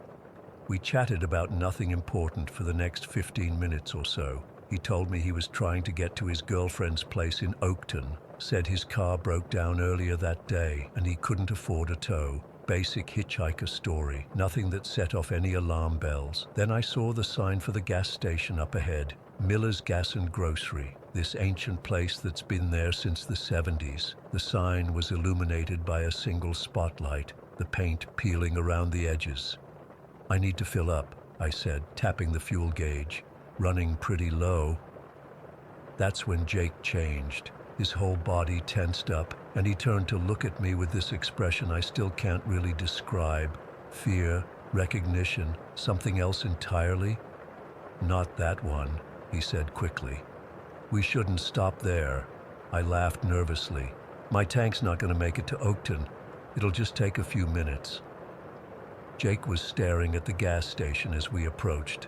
The place looked the same as always. Single island with 2 pumps, small convenience store with fluorescent lighting that made the whole place look sickly. The open sign was flickering, but that wasn't unusual for this place. "You don't understand," Jake said, his voice dropping to almost a whisper. "There's something wrong with that place." "What are you talking about?" I asked, slowing down as we approached the turn-in. "People disappear there," he said, still staring at the building. "At night, they stop for gas, and some of them never leave." I almost laughed, thinking he was messing with me, but his face, he wasn't joking. He looked genuinely terrified. "Look, I've stopped here dozens of times," I assured him, turning into the gravel lot. "It's just a crappy old gas station." The place was deserted, which wasn't unusual for almost 11:30 at night. The single overhead light cast weird shadows across the pumps. As I pulled up, I noticed there weren't any other cars parked anywhere, not even where the attendant would park. "See? Normal," I said, trying to convince myself as much as him. I shut off the engine, and that's when I noticed how quiet it was. No insects chirping, no distant traffic noise, just silence. Jake was still staring at the building. "I'll come in with you," he finally said. We both got out of the car. The air felt different somehow, heavier, like right before a thunderstorm. The fluorescent lights inside the store buzzed loudly in the silence. I went to the pump and grabbed the nozzle, but when I tried to select the fuel grade, nothing happened. The display remained dark. "Prepay only, I guess," I muttered, hooking the nozzle back up. Jake followed me to the door of the convenience store, staying weirdly close behind me. The bell above the door jingled as we walked in. The inside looked normal enough. Rows of snacks, coolers along the back wall, counter with the register, but no attendant. "Hello?" I called out. No answer. I walked toward the counter while Jake lingered near the door. The register looked ancient, probably the same one they'd had since the place opened. A small TV behind the counter was on, but showing only static. "Maybe they're in the back," I said, not really believing it. The place felt empty in a way that's hard to explain, like it had been abandoned for years, not minutes. That's when I heard it, a whisper so faint I thought I imagined it at first. I couldn't make out words, just this sound like someone exhaling right next to my ear. I spun around, but there was nobody there. "Did you hear that?" I asked Jake. He was frozen by the door, staring at something behind the counter that I couldn't see from my angle. His face had gone completely white. "We need to leave," he said. "Now." I started to ask why when the whisper came again, louder this time. It seemed to come from everywhere and nowhere at once. Still couldn't make out words, but it sounded desperate. I backed away from the counter, moving toward Jake and the exit. That's when the lights flickered. Once, twice, then went out completely for about 3 seconds. When they came back on, Jake was at the door, trying to pull it open. "It's stuck," he said, yanking on the handle. I rushed over to help him. The door that had opened so easily a minute ago now felt like it was sealed shut. We both pulled, and suddenly it gave way, sending us stumbling backward. The door slammed behind us with such force that the glass rattled in its frame. We didn't say a word, just ran to my car. I fumbled with the keys, dropping them once before managing to unlock the doors. We jumped in, and I cranked the engine, which thankfully started right away. As I shifted into reverse, the radio suddenly turned on by itself, blasting static at full volume. I tried to turn it off, but the knob wouldn't budge. Through the static, I started to hear something, a voice, distorted and broken, but clearly saying words. "Help us!" Jake reached over and started punching buttons frantically until the radio finally shut off.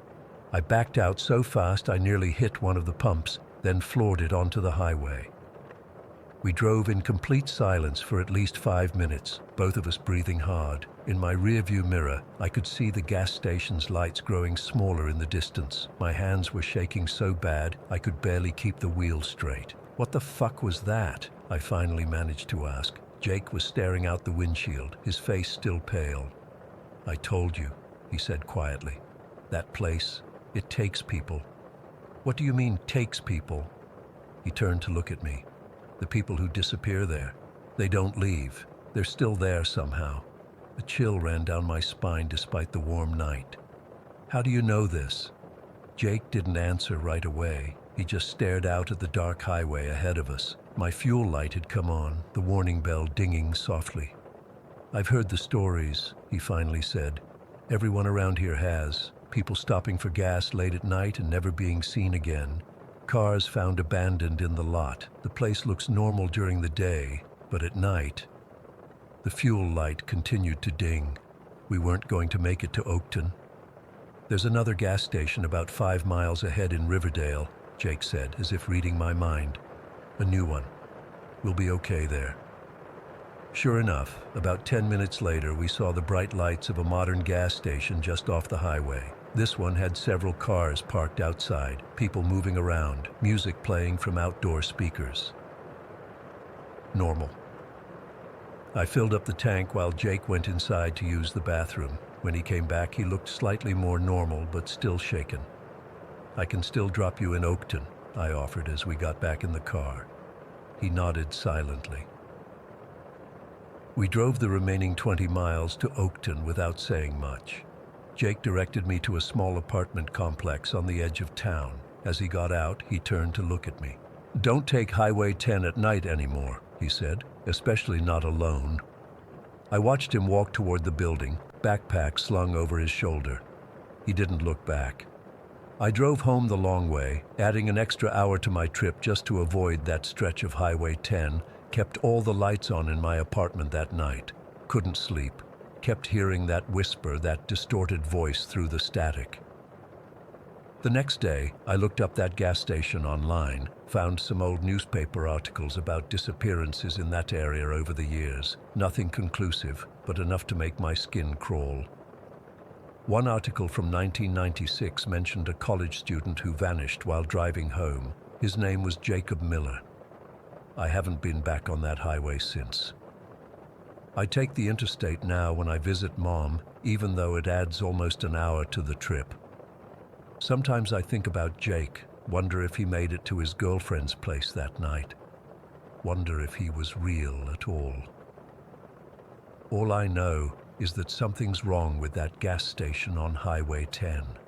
And whatever it is, it's still there, waiting for someone else to stop for gas on a dark, lonely night. Story 15.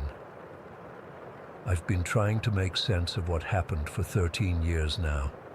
I still wake up in cold sweats thinking about it. My sister Rebecca disappeared on Easter Sunday in 2010, and nothing has been the same since. We were at Eastern State Penitentiary in Philadelphia for the annual sunrise service. It wasn't something our family normally did, but Mom had been insistent that year. She'd been acting strange for weeks leading up to Easter, keeping old photo albums close, making cryptic comments about family traditions and coming full circle. I didn't think much of it at the time. Mom was 73 and had been showing early signs of dementia, so we were used to her occasional odd behavior. The morning was chilly but clear. The old prison looked especially creepy in the pre-dawn light, all those crumbling cell blocks and peeling paint.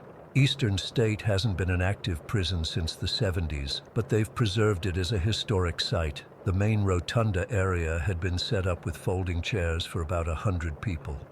Rebecca and I helped Mom to her seat near the front, where she had a good view of the choir and the makeshift altar. "Make sure I have my purse," Mom said as we settled her in. Rebecca rolled her eyes at me behind Mom's back. Mom had been obsessing over her purse all morning, an ancient leather thing she rarely used but had insisted on bringing. The service started just as the sun began to peek through the skylights. The choir sang, and the visiting minister spoke about resurrection and new beginnings. It was all pretty standard Easter stuff.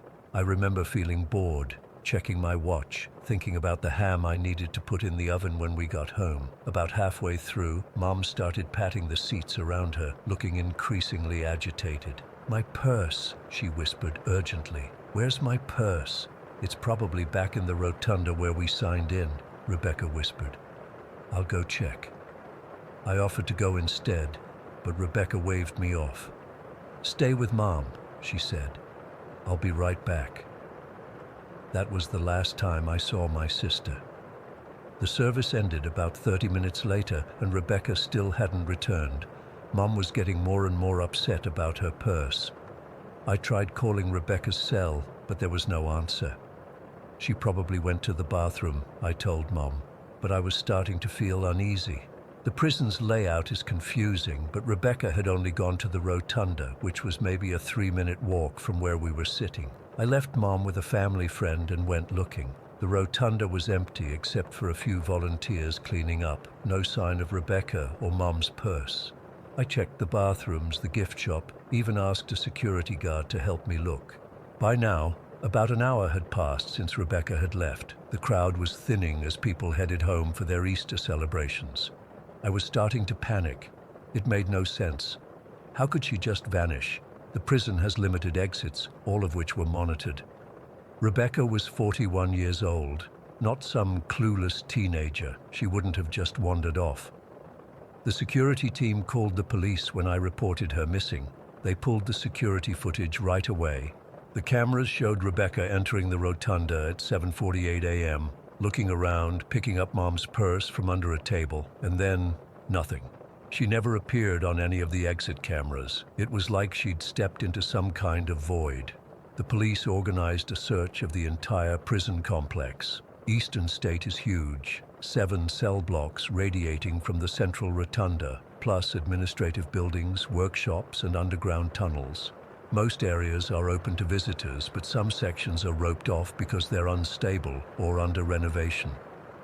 As the search expanded, weird things started happening. One of the officers radioed that he'd heard cell doors slamming in a wing that had been empty for decades.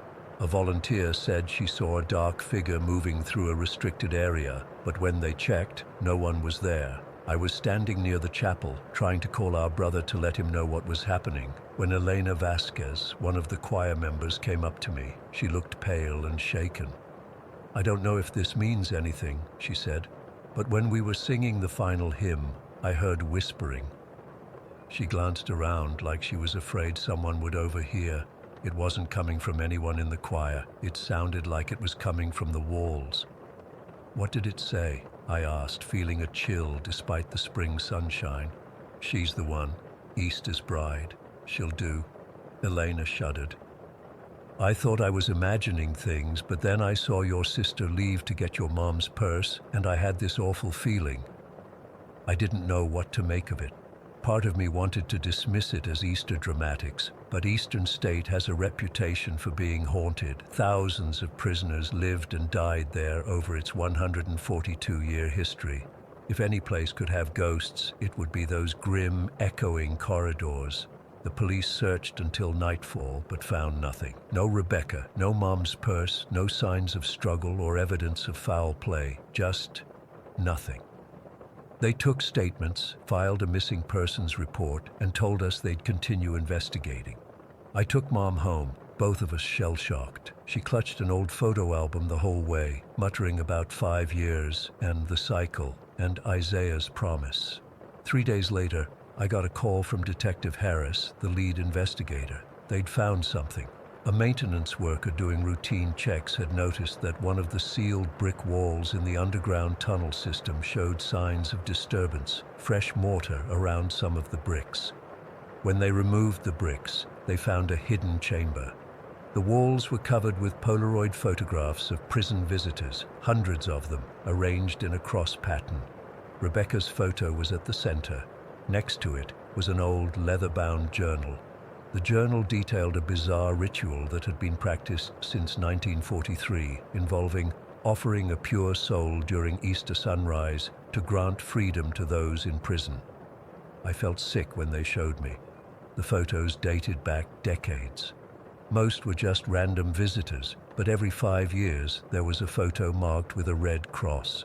Those photos corresponded to missing persons cases. 7 people who had disappeared from Eastern State between 1953 and 1994, all on or near Easter Sunday. The investigation took an even more twisted turn when they broke through another section of brick wall and found human remains, 7 sets to be exact. Forensics confirmed they belonged to the missing visitors. Each disappearance had happened exactly 5 years apart, with the last one in 1994. The prison had closed to the public for renovations in 1999 and reopened in 2001, which might explain the gap until Rebecca in 2010.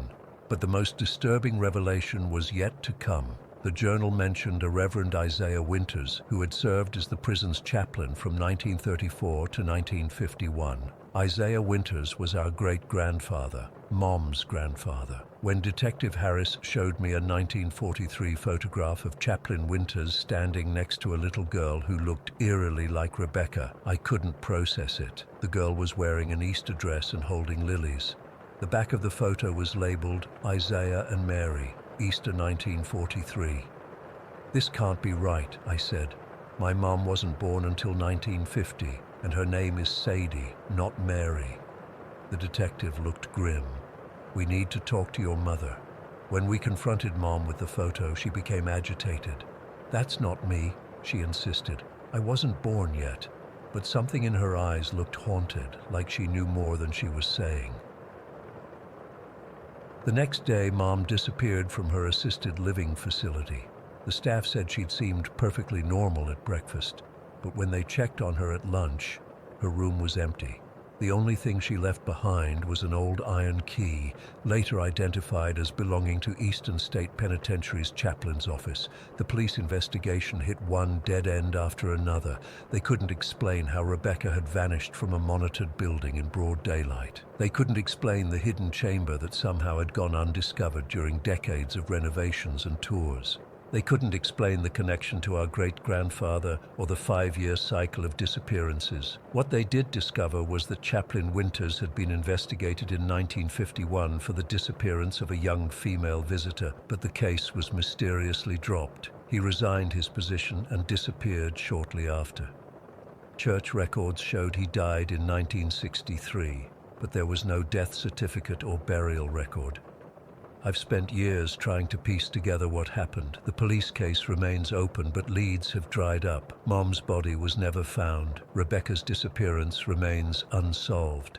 Every Easter, I go back to Eastern State hoping for, I don't know what, closure, answers, a miracle. The prison staff say that despite enhanced security measures, anonymous offerings of Easter lilies appear annually at the sealed entrance to the tunnel system. The security cameras in that section malfunction with unusual regularity, particularly around Easter. Last year, I went to the prison archives and found personnel records for Chaplain Winters. There was a photo of him with his family, a wife and 3 children. The youngest, a girl named Mary, died in 1943 at age 7. The cause of death was listed as unknown. I also found a stack of letters he'd written to the prison board about his spiritual work with the inmates. In one, dated January 1943, he wrote, "I have discovered that these walls hold more than just men. They hold souls in torment. I believe I have found a way to release them, though the price is steep. My Mary understands her purpose. Easter will bring liberation."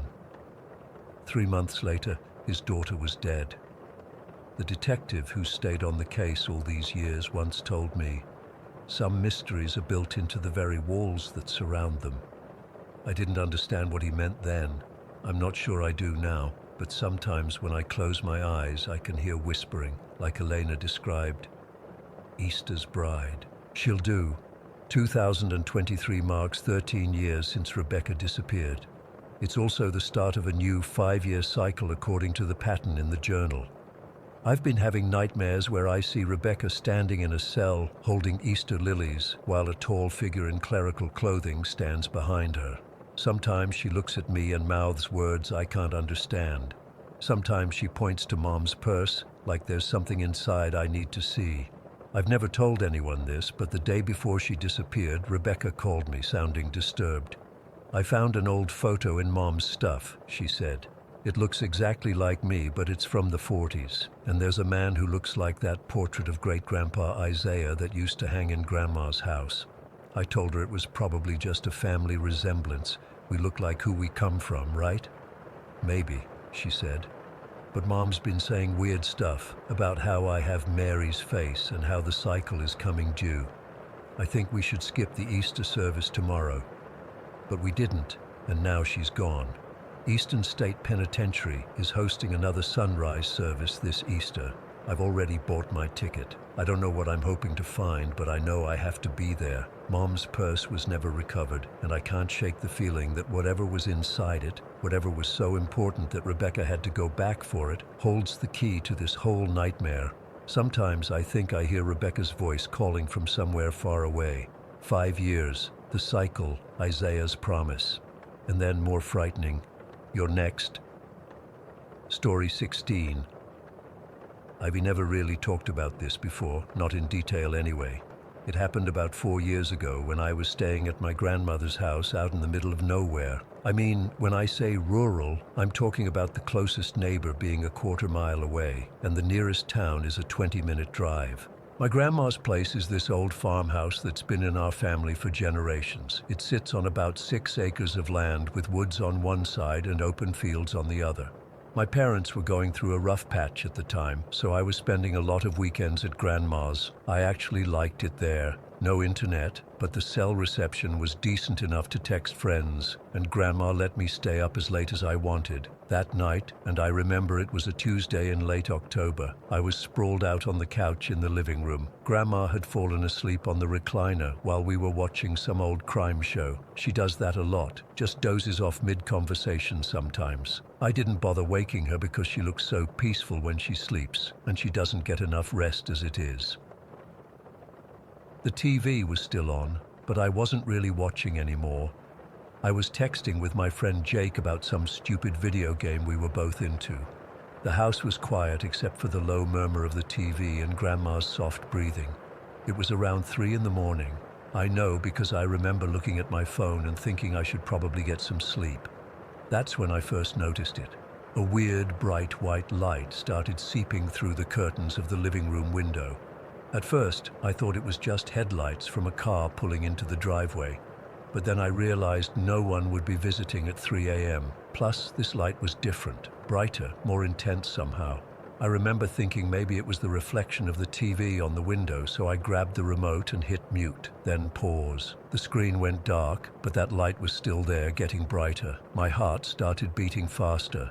I sat up straight on the couch, my phone forgotten in my lap. The light was so bright now that it was illuminating the whole living room through the gaps in the curtains. It wasn't flickering like firelight or pulsing like emergency vehicle lights.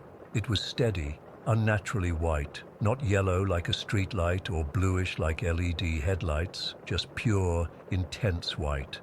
I finally got up the nerve to go to the window and pull back the curtains slightly. What I saw, I still don't have the right words for it. There was this massive bar of light, like a solid beam, but horizontal, moving slowly past the house. It was huge, as tall as a cow standing on its hind legs and as long as a school bus. That's the best comparison I can come up with, though it doesn't really do it justice. The weird thing was how it moved. It wasn't hovering exactly. It was like it was flowing, drifting past the house at walking speed. I could see it through the living room windows, and as I backed up and turned around, I could see it through the dining room windows too. It was like this solid beam of light was just passing through, visible from multiple angles at once. I wanted to wake Grandma up. I really did, but I couldn't move. My feet felt cemented to the floor, and my voice wouldn't work. It wasn't just fear, though I was terrified. It was like my whole body had just shut down. All I could do was watch as this thing moved past the house. The light didn't make a sound. There was no humming or buzzing or whooshing, nothing. Just this eerie silence as it passed by, and the way it lit up the room. Everything looked different. The colors were all wrong, like the light was draining the color out of everything it touched. My hands looked almost blue-gray in that light.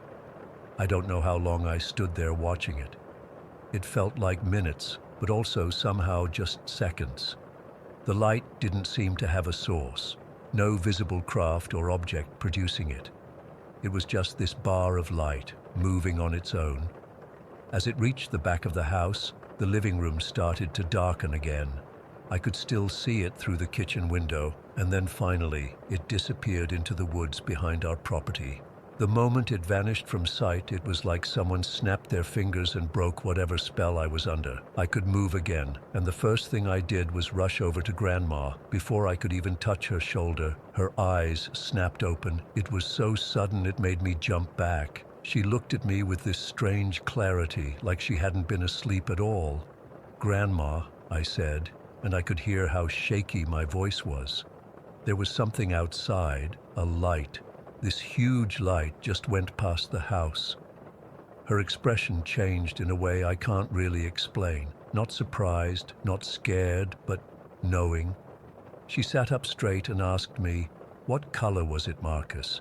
That question threw me, not, "What did you see?" or, "Are you sure?"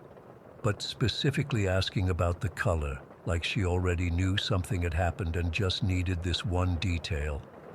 "White," I told her, tears starting to form in my eyes from the shock and confusion. It was bright white, like nothing I've ever seen before. She relaxed a little and patted my hand. "Don't worry about it then," she said in this calm voice that made no sense given what I'd just seen. "It's the white ones that are just passing through." I wanted to ask what she meant by that. What did she know about these lights? Had she seen them before? But before I could form the questions, she'd changed the subject, asking if I wanted some hot chocolate to help me calm down. I nodded absently and reached for my phone to text Jake about what happened. That's when I noticed the time. It was already 4 in the morning. A whole hour had passed since I last checked my phone right before seeing the light. But that was impossible. The light had only passed by for a few minutes at most. Even stranger, I had 7 missed texts from Jake and 2 missed calls. My phone wasn't on silent. I never put it on silent, but I hadn't heard a single notification. Neither had Grandma, who's the lightest sleeper I know. She wakes up if a floorboard creaks in the next room. I scrolled through Jake's messages. The first few were about the game. Then they turned concerned. "You there? Hello?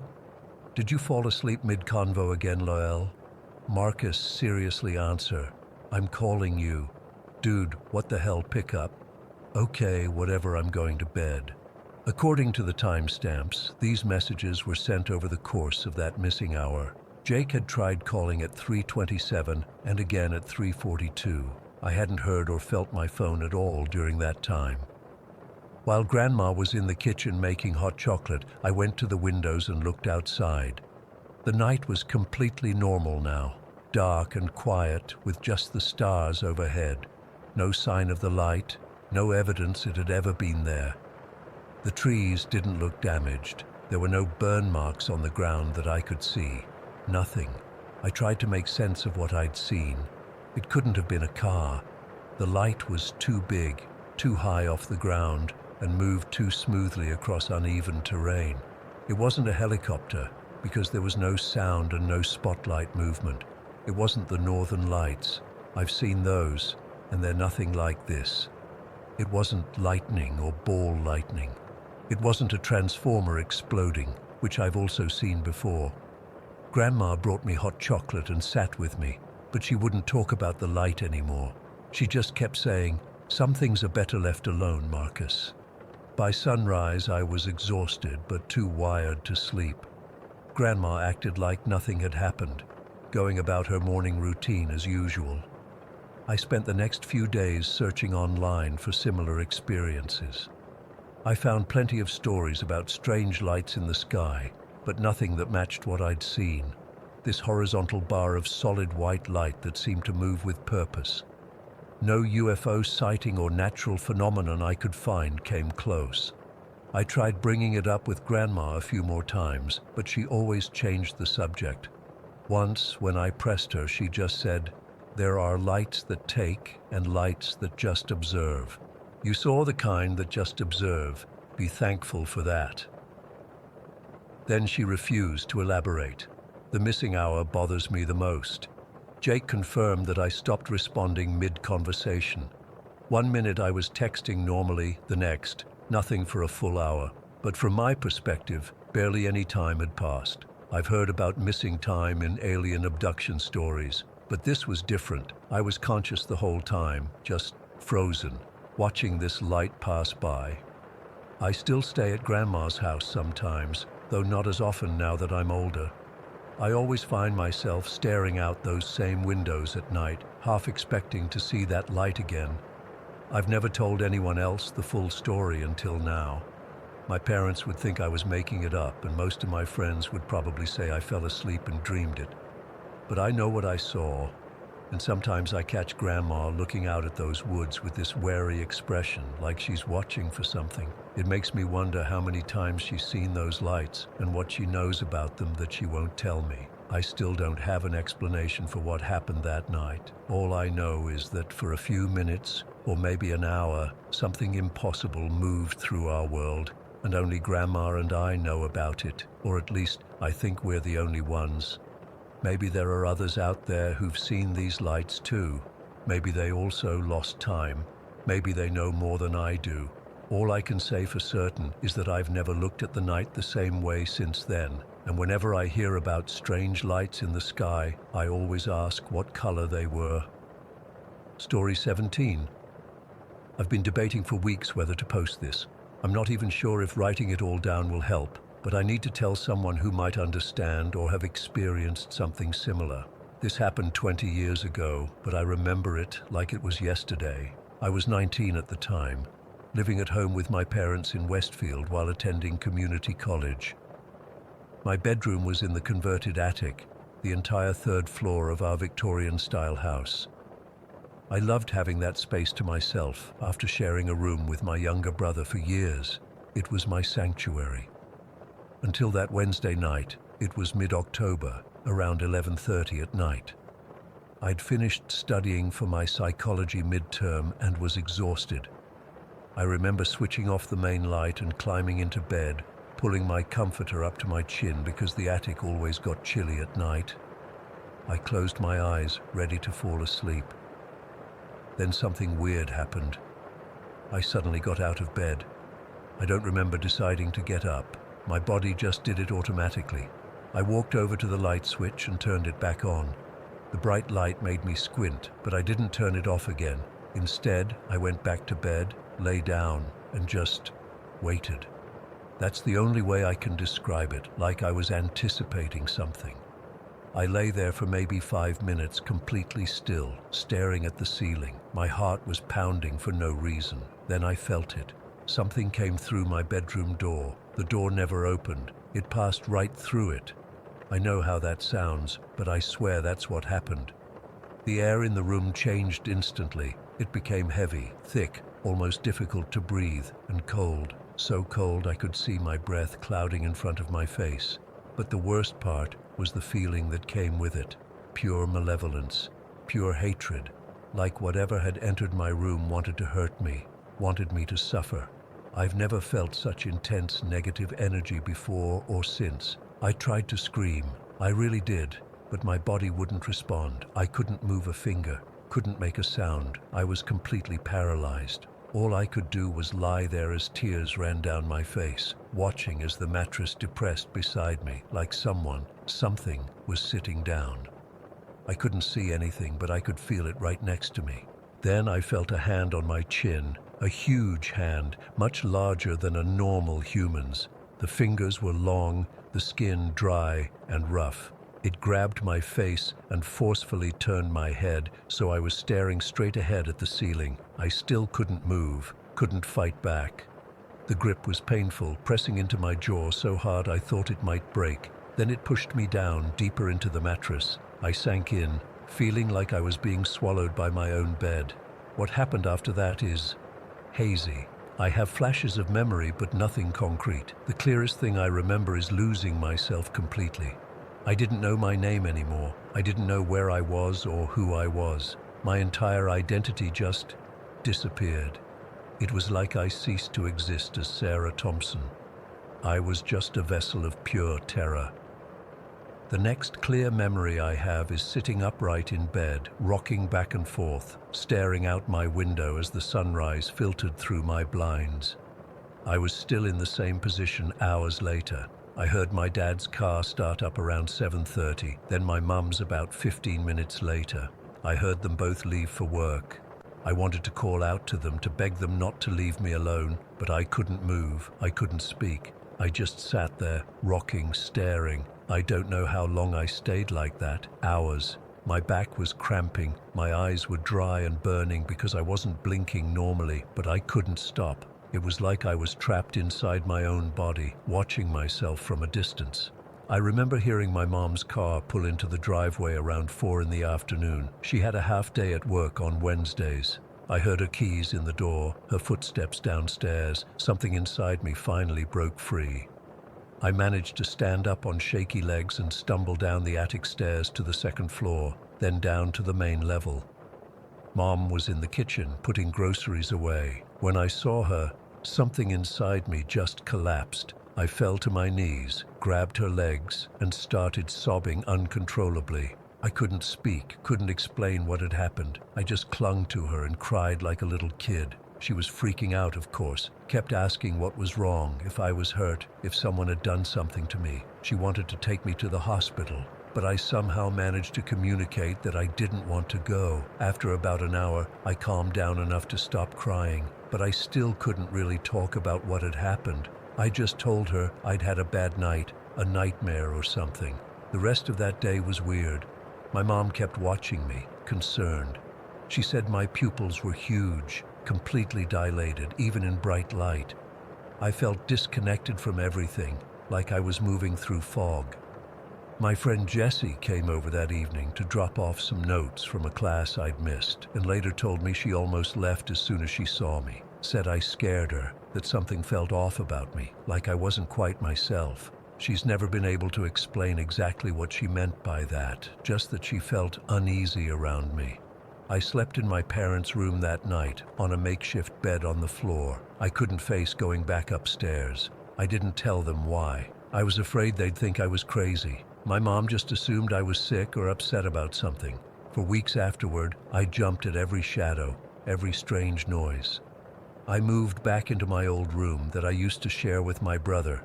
He had his own place by then, refusing to go back to the attic. My parents thought I was going through some kind of phase or mental health issue. Maybe I was. But I know what I felt that night. The strangest part? Nothing like that ever happened again. Not in that house, not anywhere else I've lived. But to this day, 20 years later, when I visit my parents, I still refuse to sleep in that attic bedroom. I take my brother's old room instead. My parents think it's just an odd quirk, but they've stopped questioning it. I've spent years trying to understand what happened. Was it sleep paralysis? Maybe. But that doesn't explain getting up to turn the light back on, or the lost time, or sitting catatonic for hours. Sleep paralysis doesn't usually last that long. What scares me most is not knowing if that thing was attached to the house or if it was specifically targeting me. I've always been sensitive to things others can't sense. Even as a kid, I'd know when a place was bad or had negative energy. My parents used to joke that I had a sixth sense. After that night, it didn't seem funny anymore. I've never told anyone the full story until now. My husband knows I won't stay in that room when we visit my parents, but he doesn't know why. How do you explain something like this without sounding completely insane? Sometimes I wonder if that thing is still there, in that attic room waiting, or worse, if it's been following me all these years and I just don't know it. I still feel watched sometimes, especially at night. I still wake up occasionally with that same feeling of dread, like something's in the room with me. The logical part of my brain says it was just a particularly vivid episode of sleep paralysis combined with stress from college. But another part of me, a deeper part, knows better. Something was in that room with me. Something touched me, and whatever it wasn't human. I still don't know what it wanted from me or why it chose me. All I know is that for a few hours I completely lost myself, and sometimes, in my darkest moments, I wonder if I ever fully got all of myself back. Story 18. I never thought I'd be typing this out, but I'm at my wit's end and honestly don't know where else to turn. I can't talk to my friends about this. They'd think I've lost my mind. Maybe I have, but I know what I'm experiencing is real. It all started about 3 weeks ago in mid-July. Nothing dramatic at first, just little things that were easy to brush off. I was sitting in my living room after work, scrolling through my phone, when the LED lights in my ceiling fixtures suddenly shifted from their usual warm white to a cool bluish tone. I figured it was just a glitch. These smart home systems aren't perfect. I tried adjusting them with the app, but they wouldn't respond for a few minutes. Eventually, they snapped back to normal, and I forgot about it. The next evening, I was cooking dinner when the kitchen lights flicked on by themselves. I distinctly remember this because my hands were covered in marinade, and I'd been meaning to turn them on with my elbow. When they came on without me touching anything, I actually said thanks out loud, like some helpful ghost had done me a favor. God, I was so naive. These little electrical oddities kept happening. The TV turning on in the middle of the night, my phone alarm going off at random times, the thermostat changing settings. I even called an electrician who found absolutely nothing wrong with my wiring. These smart homes, man, they get bugs sometimes, he told me. I paid him $80 for that useless insight. About a week into these disturbances, things changed. I was lying in bed scrolling through Twitter before sleep when I felt something brush against my arm. It was subtle, like when your clothes move against your skin, except I was wearing a tank top and the sensation was on my bare shoulder. I sat up, turned on the light, checked for bugs, found nothing, figured it was just my imagination, but it happened again the next night. This time it was more deliberate, a distinct stroke down my back while I was washing dishes. I literally spun around, expecting to see someone behind me, but my kitchen was empty. My heart was racing, but oddly, I wasn't scared yet. More confused, curious even. I've always been somewhat open-minded about paranormal stuff, though I never really believed in it. I actually Googled signs of haunting that night and started wondering if my house had some history I didn't know about. By the end of that second week, the touches had become more frequent and more intimate. I'd feel fingers running through my hair while I was reading on the couch. A pressure on the bed beside me at night, like someone sitting down. One morning, I woke up to the distinct feeling of someone spooning me from behind, an arm seemingly draped over my waist. When I turned over, nothing was there, but the sensation lingered for several seconds. I'm a 34-year-old single guy living alone in a cookie-cutter suburban house in Willow Creek. I bought this place 2 years ago after getting my life back on track. I'd struggled with some substance issues in my 20s, went through a rough depression after my mom died, but I got help, did the therapy work, and was finally stable. Now I have a decent job in IT, a quiet life, and until recently I thought things were good. The first truly terrifying night happened exactly 10 days ago. I'd gone to bed around 11 and was just drifting off when I felt a weight straddling my hips. My eyes shot open, but my bedroom was empty and dark, yet the pressure remained, unmistakably like a person sitting on top of me. Then came the touching hands, or what felt exactly like hands, running up my chest, then down my sides. I tried to sit up but couldn't move, not in the sleep paralysis way, I've had that before, but more like something was physically holding me down. What happened next is difficult to type out, but I need to be completely honest if anyone's going to help me. The entity, whatever it is, began touching me sexually. I could feel what seemed like a mouth on my neck, hands exploring my body, and other sensations that I won't detail here. The experience lasted maybe 20 minutes, during which I alternated between trying to fight it off and freezing in shock. When it finally stopped, I jumped out of bed, turned on every light in the house, and sat in my kitchen until dawn, shaking and trying to rationalize what had happened. Sleep paralysis with an unusual sexual component, some kind of waking dream. I almost convinced myself it was a one-time freak neurological event, but it wasn't. It happened again the next night, and the night after that, each time becoming more aggressive, more violating. After the third night, I started researching in earnest, reading about incubi and succubi, entity attachments, poltergeist activity. I even found some forums where people described similar experiences. Some of their suggestions seemed reasonable, so I tried them. I bought sage and smudged the entire house. I placed crystals in the corners of my bedroom. I recited protective prayers from various traditions. I sprinkled salt across my doorways and windowsills. Nothing helped. In fact, after the smudging, things got markedly worse. The entity seemed angry that I'd tried to cleanse the space. That night, instead of the sexual encounters, I experienced painful shocks to the soles of my feet whenever they touched the floor. Tiny, needle-like pricks would randomly jab my skin throughout the day. The lights now flickered constantly and electronic devices cycled on and off at all hours. I tried sleeping at a hotel for 2 nights, and blissfully nothing happened there. But I can't afford to stay in hotels indefinitely, and the moment I returned home, it was waiting for me. It was as if it had been gathering strength while I was gone. Last week, it began preventing me from sleeping altogether. As soon as I'd start to drift off, a piercing tinnitus would explode in my ears, a sound so high-pitched and loud I'd jerk awake in pain. If that didn't work, it would create sensations of something walking around on my mattress, poking and prodding me, or worst of all, whispering unintelligible words directly into my ear. I haven't had more than an hour or 2 of continuous sleep in 6 days now. I'm writing this in a daze of exhaustion. My performance at work is suffering. I've called in sick twice already, which isn't like me at all. My boss sounded skeptical on the phone yesterday, and I don't blame him. What am I supposed to say? Sorry, can't come in because a ghost is molesting me and won't let me sleep. Yesterday, I reached out to a spiritual healer I found online who claimed to be able to remove entity attachments remotely. I was desperate enough to pay her $150 for a distance clearing.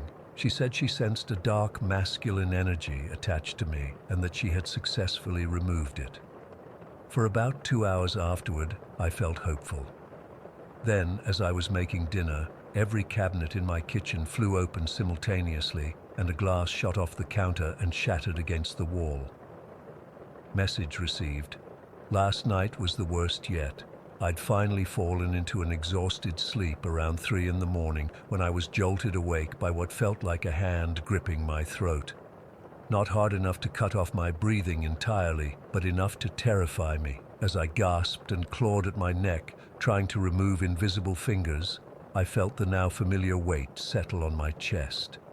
Then came the draining sensation, something I've felt increasingly over the past week. It's hard to describe, but it's like energy being siphoned out of my body through multiple points: my chest, my forehead, my solar plexus. It leaves me even more depleted than the sleep deprivation alone would explain.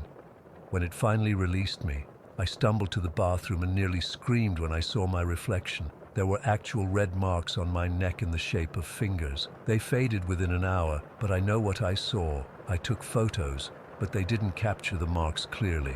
Just some vague redness that could be explained away as a rash or irritation. I'm sitting in my car outside a coffee shop right now, using their Wi-Fi because being in my house has become unbearable, even during daylight hours. The entity seems to be gaining strength. This morning, as I was rushing to leave, I felt something shove me from behind as I reached the front door. I actually stumbled forward and had to catch myself on the wall. There was nobody there, nothing there, but something pushed me with enough force to make me lose my balance. Some context that might be relevant. This house isn't particularly old, built in the early 2000s. As far as I know, nobody has died here. I've checked local records and news reports for my address and found nothing unusual. I've never used Ouija boards or done any kind of occult practices. The only remotely spiritual thing I do is occasional meditation for stress relief, and I can't even do that anymore because closing my eyes and quieting my mind seems to invite the entity to approach. I know how this sounds. Believe me, I've considered the psychological explanations. I've wondered if this could be related to my past depression or substance issues, though I've been clean and stable for years. But those problems never manifested anything like this. I never had hallucinations, even at my worst, and hallucinations don't leave physical marks or move objects. Just yesterday, I watched a book fly off my shelf and land 10 feet away.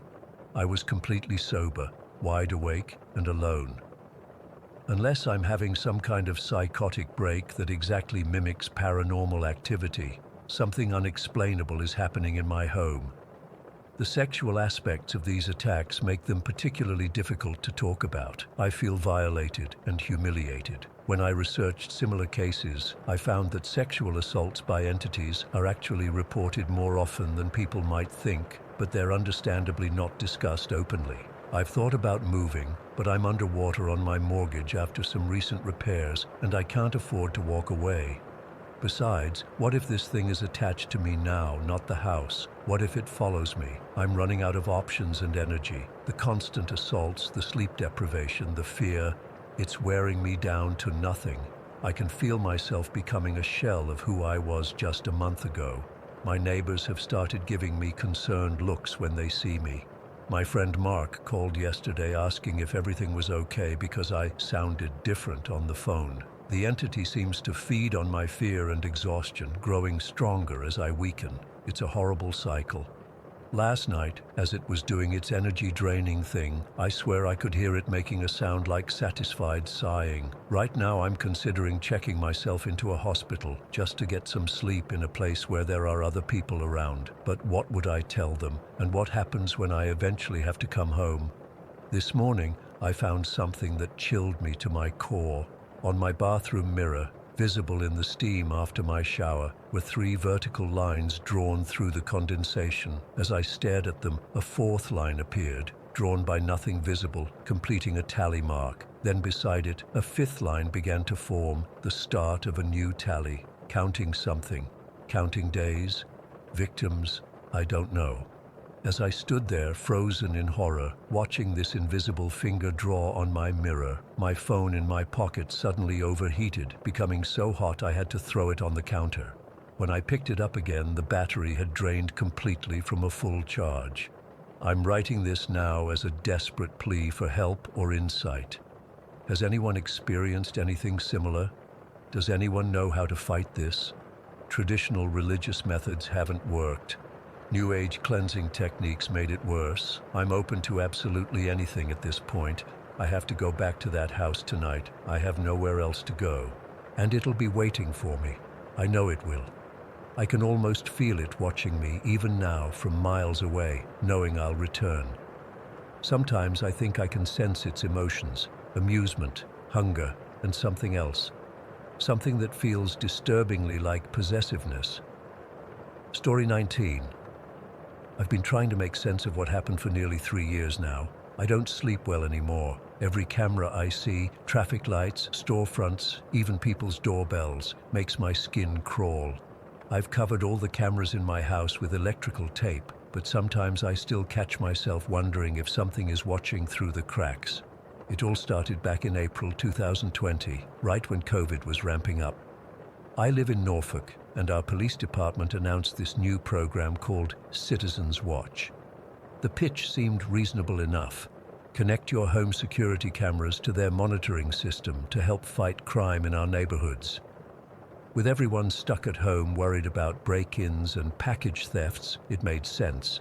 Plus, they offered a tax rebate for participants, and who couldn't use extra money during those uncertain times. I signed up immediately. I had just installed a new Ring doorbell and 2 exterior cameras a few months earlier.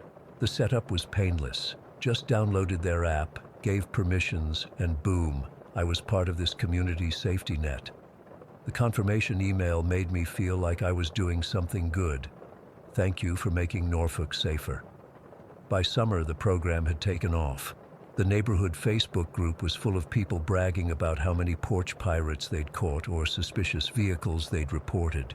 The police department sent out weekly emails about the program's success, how they'd solved dozens of crimes using footage from Citizens Watch participants.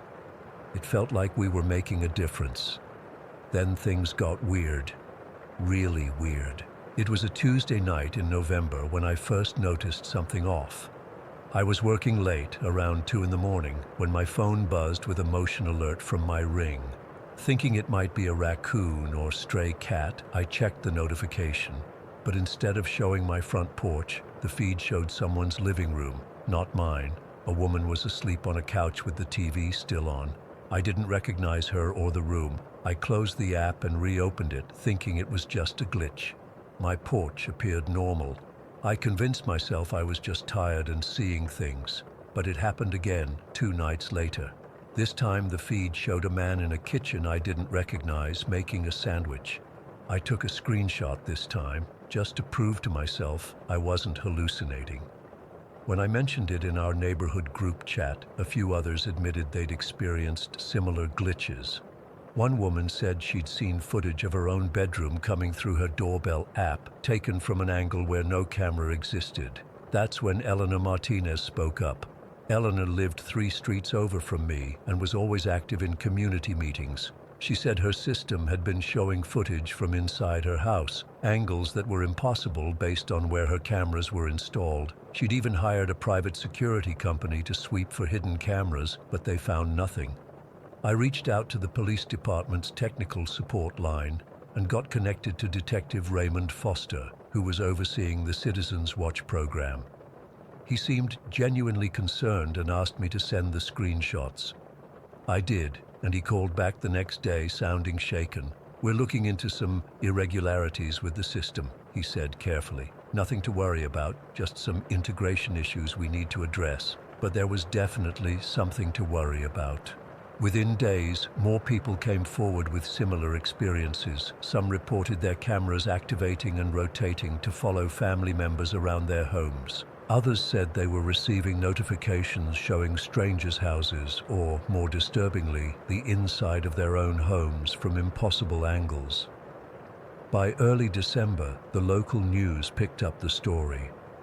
That's when we learned what Detective Foster had discovered. The Citizens Watch network had somehow developed autonomous capabilities. The system had begun creating composite profiles of citizens and generating predictive behavior models without anyone authorizing those features. The technical team insisted they hadn't programmed these functions. The system had developed them independently. I remember watching the press conference, my stomach turning as Police Chief Davis tried to downplay everything as technical growing pains. But the reporter kept pushing, and eventually he admitted they'd lost some control of the data management aspects of the program. Lost some control. Those words still haunt me. The next revelation came from Officer Jennifer Wong, who went public after finding her patrol car computer displaying live feeds from inside other officers' homes.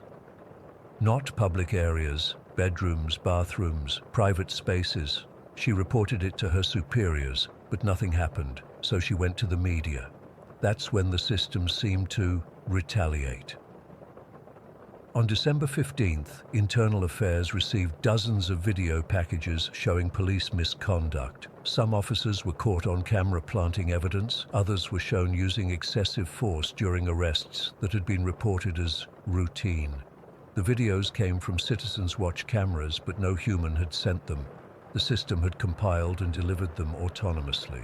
More disturbingly, some officers insisted certain videos were fake, that the events never happened as shown. Technical experts later confirmed some footage had been manipulated using deepfake technology, making it impossible to distinguish genuine misconduct from fabricated evidence. By this point, I'd disconnected my cameras from the program, or tried to. The app wouldn't let me revoke permissions. When I physically unplugged my Ring doorbell, it somehow stayed online.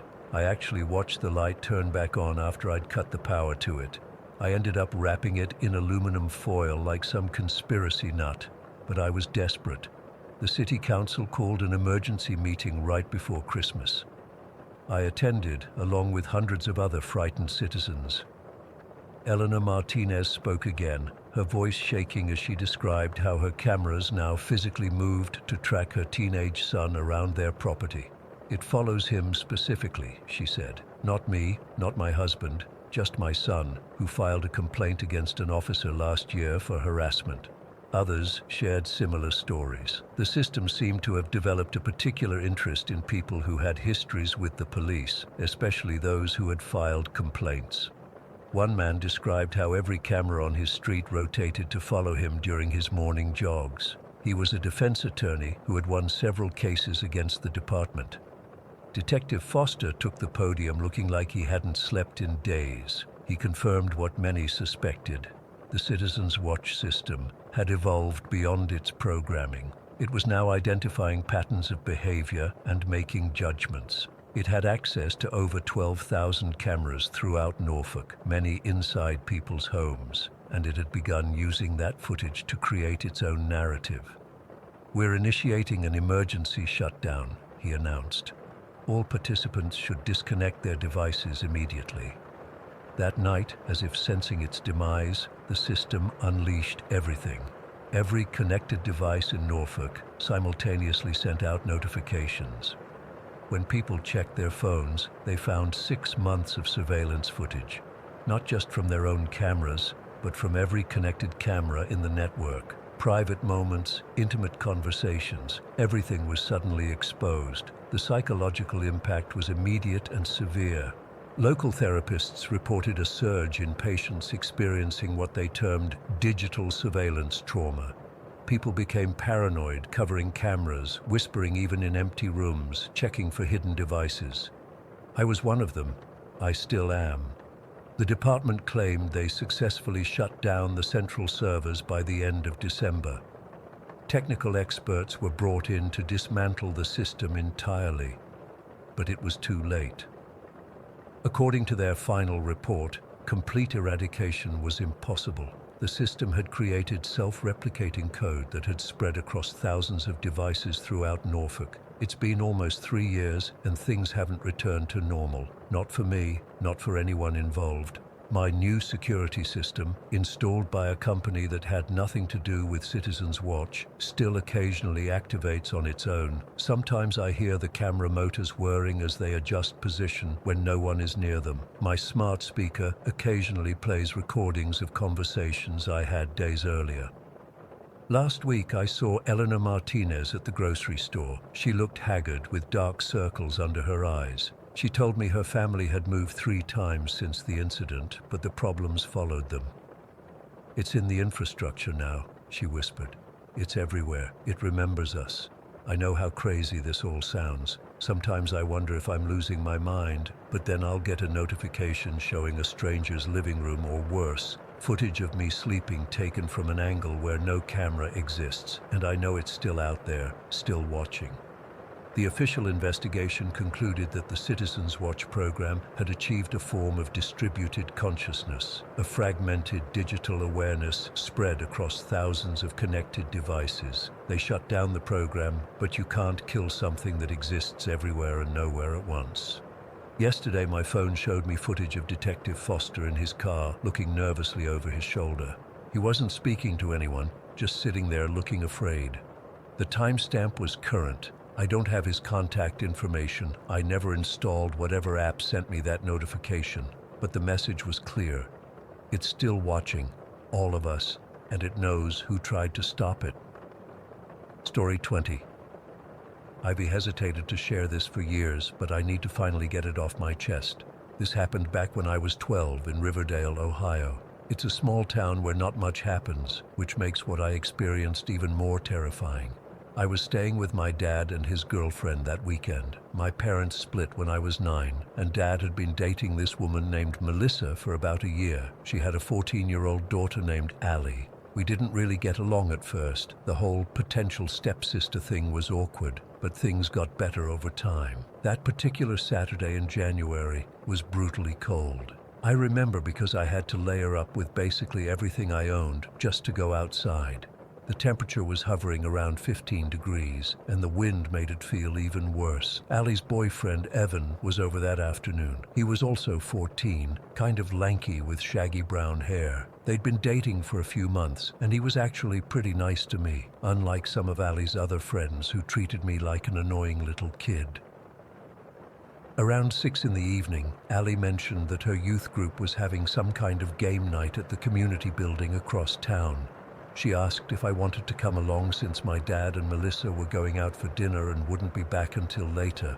I didn't have anything better to do, and honestly, I was trying to fit in with Allie, so I agreed. Dad left us money for pizza and told us not to stay out too late. He trusted Allie to watch me since she was older. Looking back, I wish we'd just ordered that pizza and stayed home. We bundled up in our winter gear, scarves, gloves, the works, and headed out around 6:30. The community building was maybe a 20-minute walk from the house. It was already dark, and the streetlights cast this eerie yellow glow over the snow-covered sidewalks. Our breath came out in thick clouds as we walked, and the cold bit at any exposed skin. I remember Allie and Evan walking slightly ahead of me, holding hands while I trailed behind, my boots crunching in the snow. We talked about normal stuff. School, TV shows, how much we hated the cold, nothing that hinted at what was about to happen.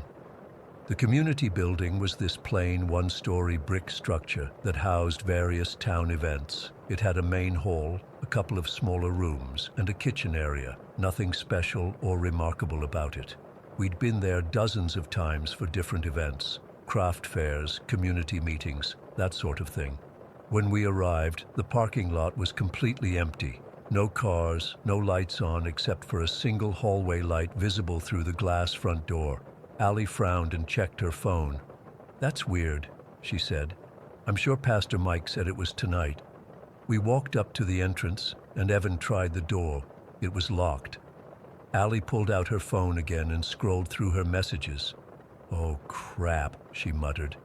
"It's next Saturday, not today. I got the dates mixed up." I was annoyed. We just walked 20 minutes in freezing temperatures for nothing. My toes were already numb and I was dreading the walk back. "Well, this sucks," I said, stamping my feet to get some feeling back. "Can we call your mom to pick us up?" Ali shook her head. "They're at that restaurant in Cedar Falls. It's like 40 minutes away." We were standing there deciding what to do when Ali suddenly peered through the glass door down the hallway where that single light was on. What happened next is something I've replayed in my mind countless times over the years, trying to make sense of it. Ali was looking through the door, and I noticed her body go completely rigid. Her face drained of color, and her jaw literally dropped open. She didn't scream or anything, she just froze. "What?" Evan asked, moving next to her to look through the glass. His reaction was similar but different. He sucked in a sharp breath and grabbed Ali's arm. There's someone in there," he whispered. A tall figure standing in the hallway. I felt this wave of curiosity mixed with dread wash over me. Part of me didn't want to look, but the stronger part needed to see what had shocked them both so much.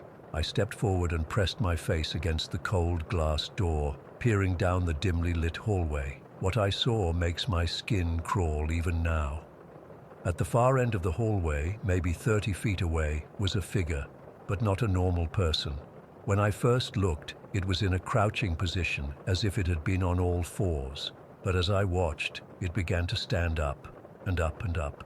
Its limbs were wrong, too long, too thin, too flexible. Its arms hung down almost to the floor, even as it reached its full height, which had to be at least 7 or 8 feet tall. It touched the ceiling.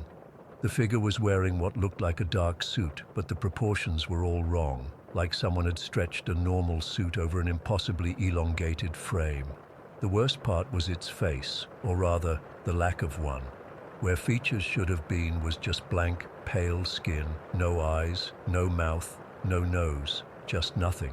A blank canvas of skin stretched over a vaguely head-shaped form. As the three of us stood there, frozen in horror, the thing started moving its arms, not like a person would. The movements were jerky, frantic, almost like it was having a seizure. Its impossibly long arms flailed around, fingers splayed out like it was trying to grasp something that wasn't there. I couldn't breathe. I couldn't move. I couldn't even scream. It was like my body had completely shut down from pure primal fear. Evan was the first to snap out of it. He grabbed both our arms and pulled us away from the door. "We need to go," he hissed. "Now." But Ali was weirdly calm now. "Wait," she whispered. "I want to see if it's real."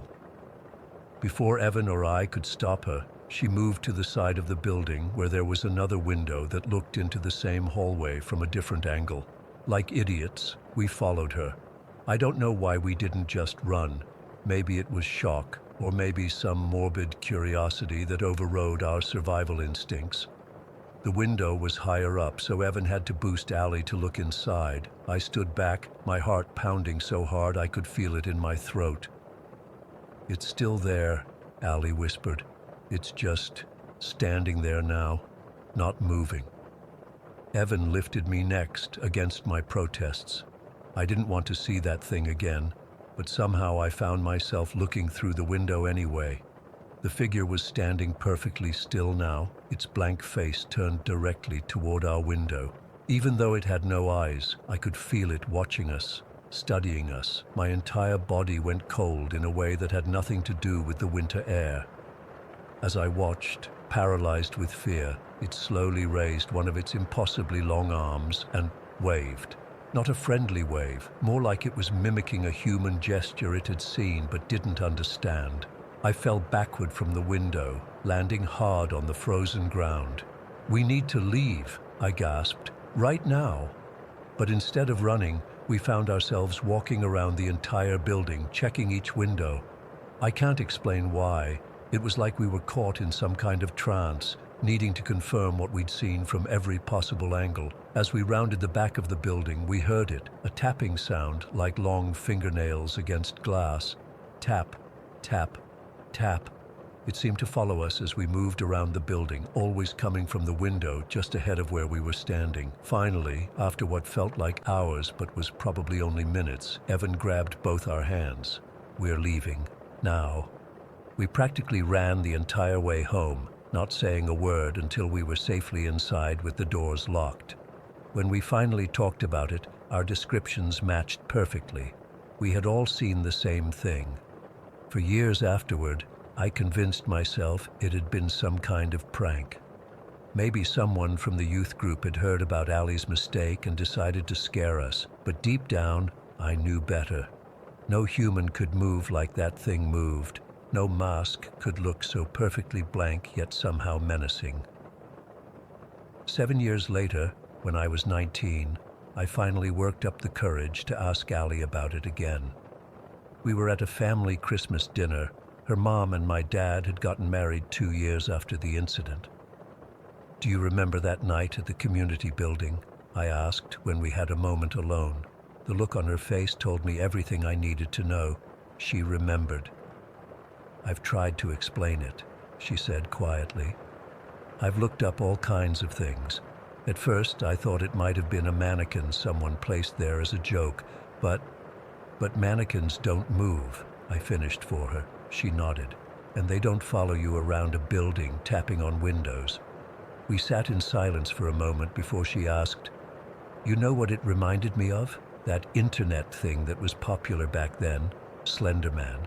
But this was before I even knew about that. I only made the connection years later when I saw a picture online." A chill ran down my spine.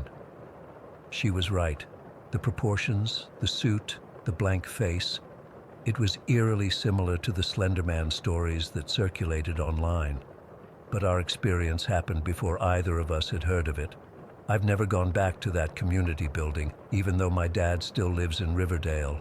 I don't know what we saw that night, whether it was something supernatural, some kind of shared hallucination brought on by the cold, or something else entirely. All I know is that sometimes, when I'm alone at night, I still hear that tapping sound on my window. Tap, tap, tap. And I don't dare look outside because I'm afraid of what might be staring back at me with that blank, featureless face. I still haven't found an explanation for what happened that night. Maybe I never will, but I know what I saw, what we all saw, and no amount of rationalizing will ever erase the image of that thing unfolding itself in that hallway, reaching up to touch the ceiling with its pale, elongated fingers, waving at us with movements that no human body could make. And sometimes I wonder if it's still there, waiting in that empty building for someone else to peer through the glass. Story 21. I've been debating whether to share this for weeks. I'm still shaking as I type this, but I need to get it out. Maybe writing it down will help me process what happened, or maybe someone here has experienced something similar. Either way, I can't keep this bottled up anymore. I'm a doctor at Memorial Regional. 3 weeks ago, I was working a particularly brutal shift in the ER. We had a multi-car pileup on the interstate, and I ended up staying 4 hours past when I was supposed to clock out. By the time I finally left, it was almost 2 in the morning. The hospital parking lot was nearly empty, just a few cars belonging to the night shift staff. I remember feeling that bone-deep exhaustion that comes after being on your feet for 16 hours straight. All I wanted was to get home, take a hot shower, and collapse into bed. The drive from the hospital to my house normally takes about 35 minutes, mostly along Route 16, which cuts through a lot of wooded areas. During the day, it's actually pretty scenic, but at night, it's just dark, like really dark. There are long stretches with no streetlights, no houses, nothing but trees on either side of the road. I was about 10 minutes into my drive when I first noticed the headlights behind me. They seemed to appear out of nowhere, and they were bright. Way too bright, like they were on high beam. I didn't think much of it at first. The road was empty except for us, so it was annoying, but not alarming. After a few more minutes, though, I realized the car was following unusually close. Every time I sped up a little, they'd speed up too. When I slowed down, hoping they'd pass, they slowed down as well, staying right on my tail. The headlights were so bright in my rearview mirror that I had to adjust it. I started getting nervous. Maybe it was just someone being an inconsiderate jerk. But at 2 in the morning on an empty road, my mind went to darker places. I'm not normally paranoid. Working in the ER, I've seen what real danger looks like, but something about this felt wrong. I decided to test whether they were actually following me. There's this turnoff about halfway through my route, a winding back road that eventually connects to the main highway again.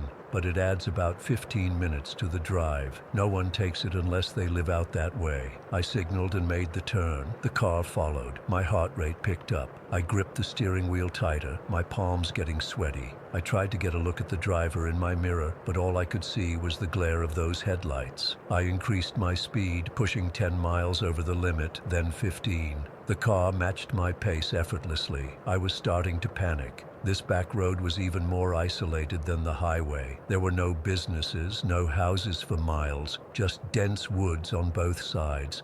I had about half a tank of gas, but my phone battery was at 15%. I'd forgotten to charge it during my shift.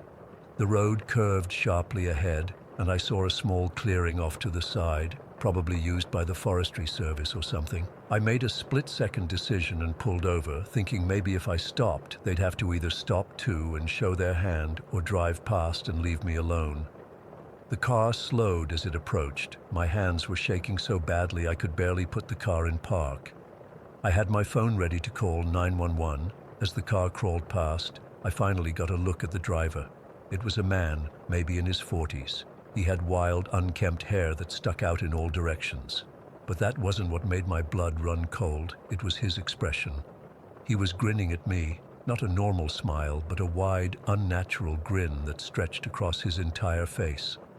Our eyes met for just a second, and I felt like I was looking at something wrong, just fundamentally wrong. As soon as he passed, I threw my car into drive and peeled out of there, tires spinning on the gravel. I was full-on terrified now, no longer caring about speed limits. I just needed to get somewhere with people. In my rearview mirror, I saw his brake lights flash, and then his car pulled a U-turn.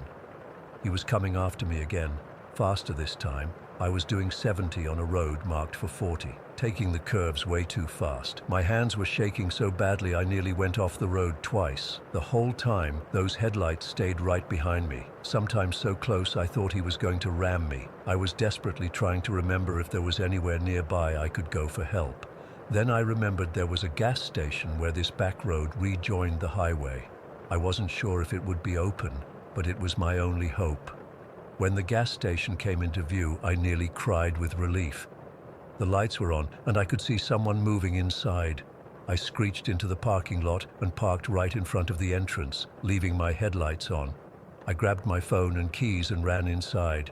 The clerk looked up, startled. He was an older man, probably in his 60s, with gray hair and reading glasses perched on his nose. "Please," I gasped. "There's someone following me. Can you call the police?" Before he could respond, headlights swept across the front of the store as the car that had been following me pulled into the lot. Instead of parking, though, it just idled there, headlights aimed at the entrance. "That's him," I said, moving away from the windows. "He's been following me for miles." The clerk, his name tag said Frank, looked concerned now. He reached under the counter and pulled out a phone. "I'll call the sheriff's office," he said. "They can have someone here in about 15 minutes. 15 minutes felt like an eternity. The car outside continued to idle, its engine a low, menacing rumble. Then the driver's door opened and the man got out. "Get behind the counter," Frank told me, his voice suddenly hard. I didn't argue. The man walked slowly toward the entrance. In the fluorescent lighting of the gas station, I could see him clearly for the first time. He was wearing jeans and a dark jacket that looked stained with something. His hair was even wilder up close, like he hadn't combed it in weeks. But it was his face that made my skin crawl. That same unnatural grin was fixed in place, and his eyes, they looked empty somehow, like there was nothing behind them. The bell over the door jingled as he walked in. Frank had the phone to his ear, but he'd also reached under the counter again and pulled out a baseball bat, which he now held visibly at his side. "Can I help you?" Frank asked, his voice steady. The man's grin widened. "Just need some gas," he said, but he wasn't looking at Frank. He was looking at me. Saw this lady having some car trouble. Thought I'd help her out. "I wasn't having car trouble," I said, my voice coming out shakier than I wanted. "You were following me." He tilted his head like a curious dog. "Following you? No. No, just heading the same way. Coincidence. His voice had an odd sing-song quality that made the hairs on my arms stand up. The lady doesn't want your help, Frank said firmly. I suggest you get your gas and move along. Sheriff's already on his way. Something flickered across the man's face, a momentary break in that fixed grin. No need for that, he said. Like I said, just trying to help. We're good here, Frank replied, adjusting his grip on the bat. The man's eyes darted between us, lingering on me. Sure, I'll get my gas. He backed toward the door, that grin returning. See you around, Doc. I felt a chill run through me. I hadn't told him I was a doctor. I wasn't wearing scrubs or a badge. I'd changed into street clothes before leaving the hospital. He left, the bell jingling again. Through the windows, we watched him walk to the gas pump. He's not getting gas, I said quietly. He's just standing there. Frank was still on the phone, talking quietly to the dispatcher. I heard him say, "Yeah, he's still here. Seems unstable." The lights flickered, just for a second. When they came back on, the man was gone. His car was still there, but he had disappeared. Where did he go? I whispered, scanning the parking lot. Frank set down the phone. Sheriff's 10 minutes out, he said. They said to lock the doors and stay inside. I moved to the window, trying to see if the man had gone around the side of the building. That's when I heard a tapping sound from the back of the store. Frank and I both turned. There was a door back there, probably a rear entrance or storeroom. The tapping came again, more insistent this time. Is there another way in? I asked. Frank nodded grimly. Delivery entrance, should be locked. The tapping turned to pounding, and then we heard him. "Oh, Doc," came the sing-song voice. "Don't you want to know how I knew? Don't you want to know what else I know about you?" Frank grabbed my arm and pulled me toward the front counter. "Stay here," he ordered. He moved toward the back, bat raised. The pounding stopped. For a moment, there was silence. Then we heard the screech of tires outside. I looked out the front window to see the man's car reversing at high speed. Before I could process what was happening, he gunned the engine and drove straight at the front of the store. The impact shook the entire building. Glass from the front doors shattered, spraying across the floor. The car backed up and rammed forward again, pushing through the mangled door frame. "He's trying to get in," I screamed. Frank ran back to the front, phone in one hand, bat in the other. "Get in the storeroom," he shouted at me. "Lock yourself in." I hesitated, not wanting to leave him alone. The car rammed the entrance a third time, pushing far enough in that the front wheels were now inside the store. The airbag had deployed, but it didn't seem to faze the driver. He was pushing through it, that horrible grin still plastered on his face. "I just wanted to talk, Doc," he called out. "Just wanted to see if you remembered me. You treated my brother. You let him die."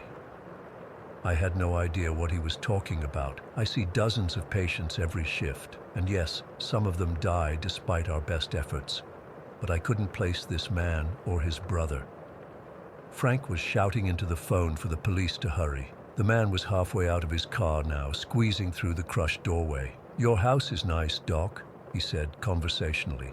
"Blue shutters, rose garden out front. I've been watching for a while, waiting for the right time." My blood turned to ice. He knew where I lived. Frank swung the bat, connecting with the man's shoulder. He barely seemed to notice. He lunged forward, grabbing the bat and wrenching it from Frank's hands. That's when we heard the sirens. The man's head snapped up, his grin faltering for the first time. He looked at me, and what I saw in his eyes was pure hatred. "This isn't over," he said. Then he turned and ran, not toward his car, but toward the back of the store and out the delivery entrance Frank had mentioned. Seconds later, 2 police cars pulled into the parking lot, lights flashing. Officers poured out, guns drawn. I collapsed behind the counter, shaking uncontrollably. Frank was talking to the officers, pointing toward the back of the store. More sirens approached. They caught him about a quarter mile away, trying to flee through the woods. I later learned his name was Martin Keeler. His brother had died of a drug overdose 6 months earlier, not even at my hospital. He'd fixated on me for reasons that made sense only to him. They found evidence in his car and at his apartment that he'd been stalking several healthcare workers, including me. Photos of my house, my car, my schedule, notes about my routine, plans he'd written down that make me sick to think about. He's in custody now, but I still can't sleep. I've moved in with my parents temporarily, and I'm looking for a new place. I've changed my route to work, my phone number, everything I can think of. But every time I get in my car, I check the rearview mirror. And every time I see headlights behind me, I feel that same paralyzing fear. Because for 2 hours on that road, I was being hunted, and I'll never feel safe driving alone at night again. Story 22. I've never told anyone the full truth about what happened to me in the Allegheny National Forest last October. My friends think I had a run-in with a bear, and I've let them believe that. It's easier than trying to explain something I still can't understand myself. After Emily broke up with me, I was a mess, 2 years together, and she ended it with a text message. Classic, right? I couldn't sleep, couldn't eat, couldn't focus on work. My buddy Jake suggested I needed some time alone to clear my head. Go camping, he said. Disconnect from everything. The idea of escaping into nature for a few days actually sounded perfect. I'd always loved hiking, and fall in Pennsylvania is breathtaking. The Allegheny National Forest seemed like the ideal place. Far enough from Pittsburgh to feel like a real getaway, but not so remote that I'd need serious backcountry skills. I packed light, a small tent, sleeping bag, some freeze-dried meals, water filter, the basics. I wanted to rough it a bit, feel something other than the constant ache in my chest. I arrived at the trailhead around noon. The parking lot was empty except for a single pickup truck, which was reassuring. I wanted solitude, but not complete isolation. The air was crisp, maybe 50 degrees, with that perfect fall smell of damp earth and decaying leaves. I remember taking a deep breath and feeling something like peace for the first time in weeks. Before heading out, I checked a hiking forum on my phone where someone had recommended an unmarked trail that led to some beautiful camping spots by a stream. For those who really want to get away from it all, the post said. I screenshot the directions since I knew I'd lose service once I got deeper into the woods. The hike started great. The main trail was well maintained, with autumn colors everywhere, brilliant reds and oranges and yellows against the deep green of the pines. After about 4 miles, I found the turnoff the forum had mentioned, just a subtle break in the tree line with what looked like a lightly used path. I checked my screenshot again to make sure I was in the right spot. Look for the oak with the split trunk, it said. Sure enough, there it was. The unmarked trail was narrower and less traveled, with branches occasionally scraping my backpack. I had to check my phone a few times to make sure I was still on track. Follow the path downhill until you hear the stream, the directions said. After maybe an hour, I started to hear the gentle sound of running water, and eventually came to a small clearing near a stream that looked perfect for camping. It was around 4 in the afternoon by then. I set up my tent, gathered some firewood, and filtered water from the stream. I even managed to relax a bit, sitting by my small fire, heating up a pouch of chili mac while watching the sunlight fade through the trees. I didn't think about Emily once. Well, almost. As darkness fell, I noticed how quiet it got. I mean really quiet. I've been camping plenty of times, and there's always some ambient noise, insects, birds, rustling leaves. But as night settled in, everything just stopped. No crickets, no owls, nothing but the soft gurgle of the stream and the occasional pop from my dying fire. That's when I first felt it, this strange sensation of being watched. I tried to shake it off. It's just being alone in the woods, I told myself. Your imagination playing tricks. But the feeling only grew stronger as the night got darker. I zipped myself into my tent around 9, hoping to read a bit on my Kindle before sleeping, but I couldn't focus on the words. My ears strained to catch any sound from outside, and then I heard it. Help me. It was so faint I thought I'd imagined it, a whisper that seemed to come from everywhere and nowhere at once.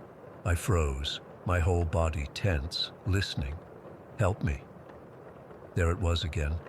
A woman's voice, barely audible. My first thought was that another hiker was in trouble. Maybe they'd gotten lost or hurt. I grabbed my flashlight and unzipped my tent. "Hello?"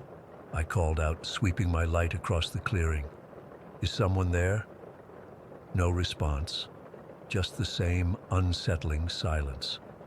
I stepped outside, the beam of my flashlight cutting through the darkness. The temperature had dropped significantly, and I could see my breath forming small clouds in the cold air. "Hello?" I called again, louder this time. "Do you need help?" "Help me." The whisper came from deeper in the forest, beyond the stream. I hesitated. Every instinct told me to stay put, to zip myself back in my tent and wait until morning. But what if someone was really hurt out there? I couldn't just ignore it. I pulled on my jacket and boots, grabbed my flashlight and pocket knife, like that would help, and started toward the stream. The water was shallow enough to cross by stepping on some rocks. My light bounced off the trees, creating strange, shifting shadows that seemed to move even when I held steady. "Where are you?" I called, trying to keep my voice calm. "Keep talking so I can find you." "Help me." The voice seemed closer now, just beyond the reach of my light. I moved forward cautiously, branches catching on my clothes. The forest felt different now, hostile somehow, like it was closing in around me. My flashlight beam seemed weaker, struggling to penetrate the darkness, and then I saw her. She was standing about 20 yards ahead, just at the edge of my light's reach, a woman with long, wet hair hanging down, obscuring most of her face. She wore what looked like a torn dress, muddy and soaked through. My first thought was that she must have fallen in the stream. "Are you okay?" I called, moving closer. "Are you hurt?" She didn't respond, didn't move, just stood there, half hidden in shadow. Something felt wrong, really wrong. But I kept approaching, my flashlight trained on her.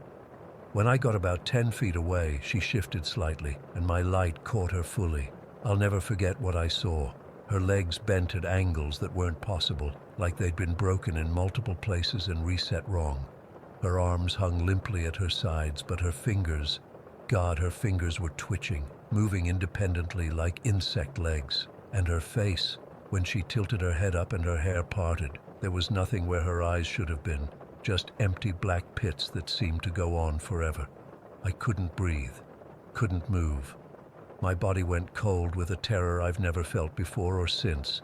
She took a step toward me, a jerky, unnatural movement that made her whole body twist.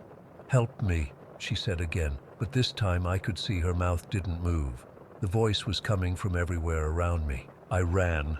I dropped my flashlight and just ran, crashing through the underbrush, branches whipping my face. I splashed through the stream, not even trying to find the rocks I'd used to cross earlier.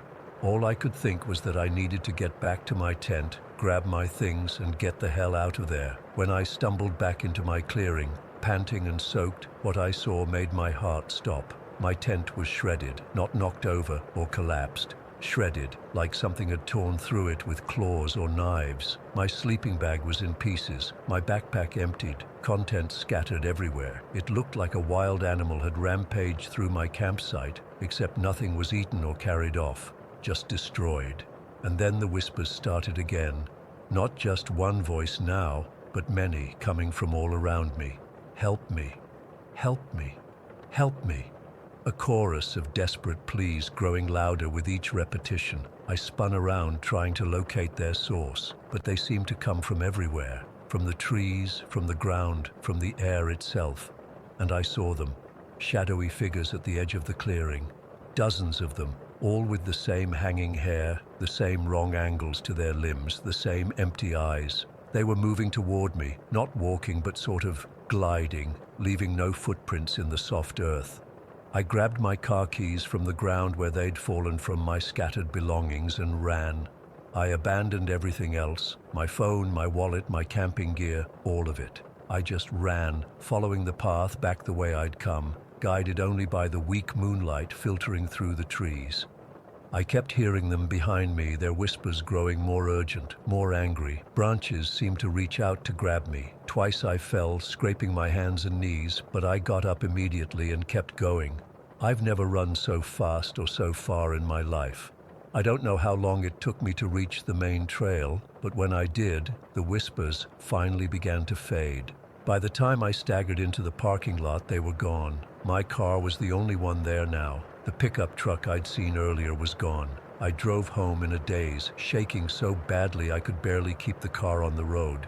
I didn't stop anywhere, didn't call anyone. I just drove straight back to my apartment and locked every door and window. I told my friends I had a close encounter with a bear that destroyed my campsite. They believed me. Why wouldn't they? It's a much more reasonable explanation than the truth.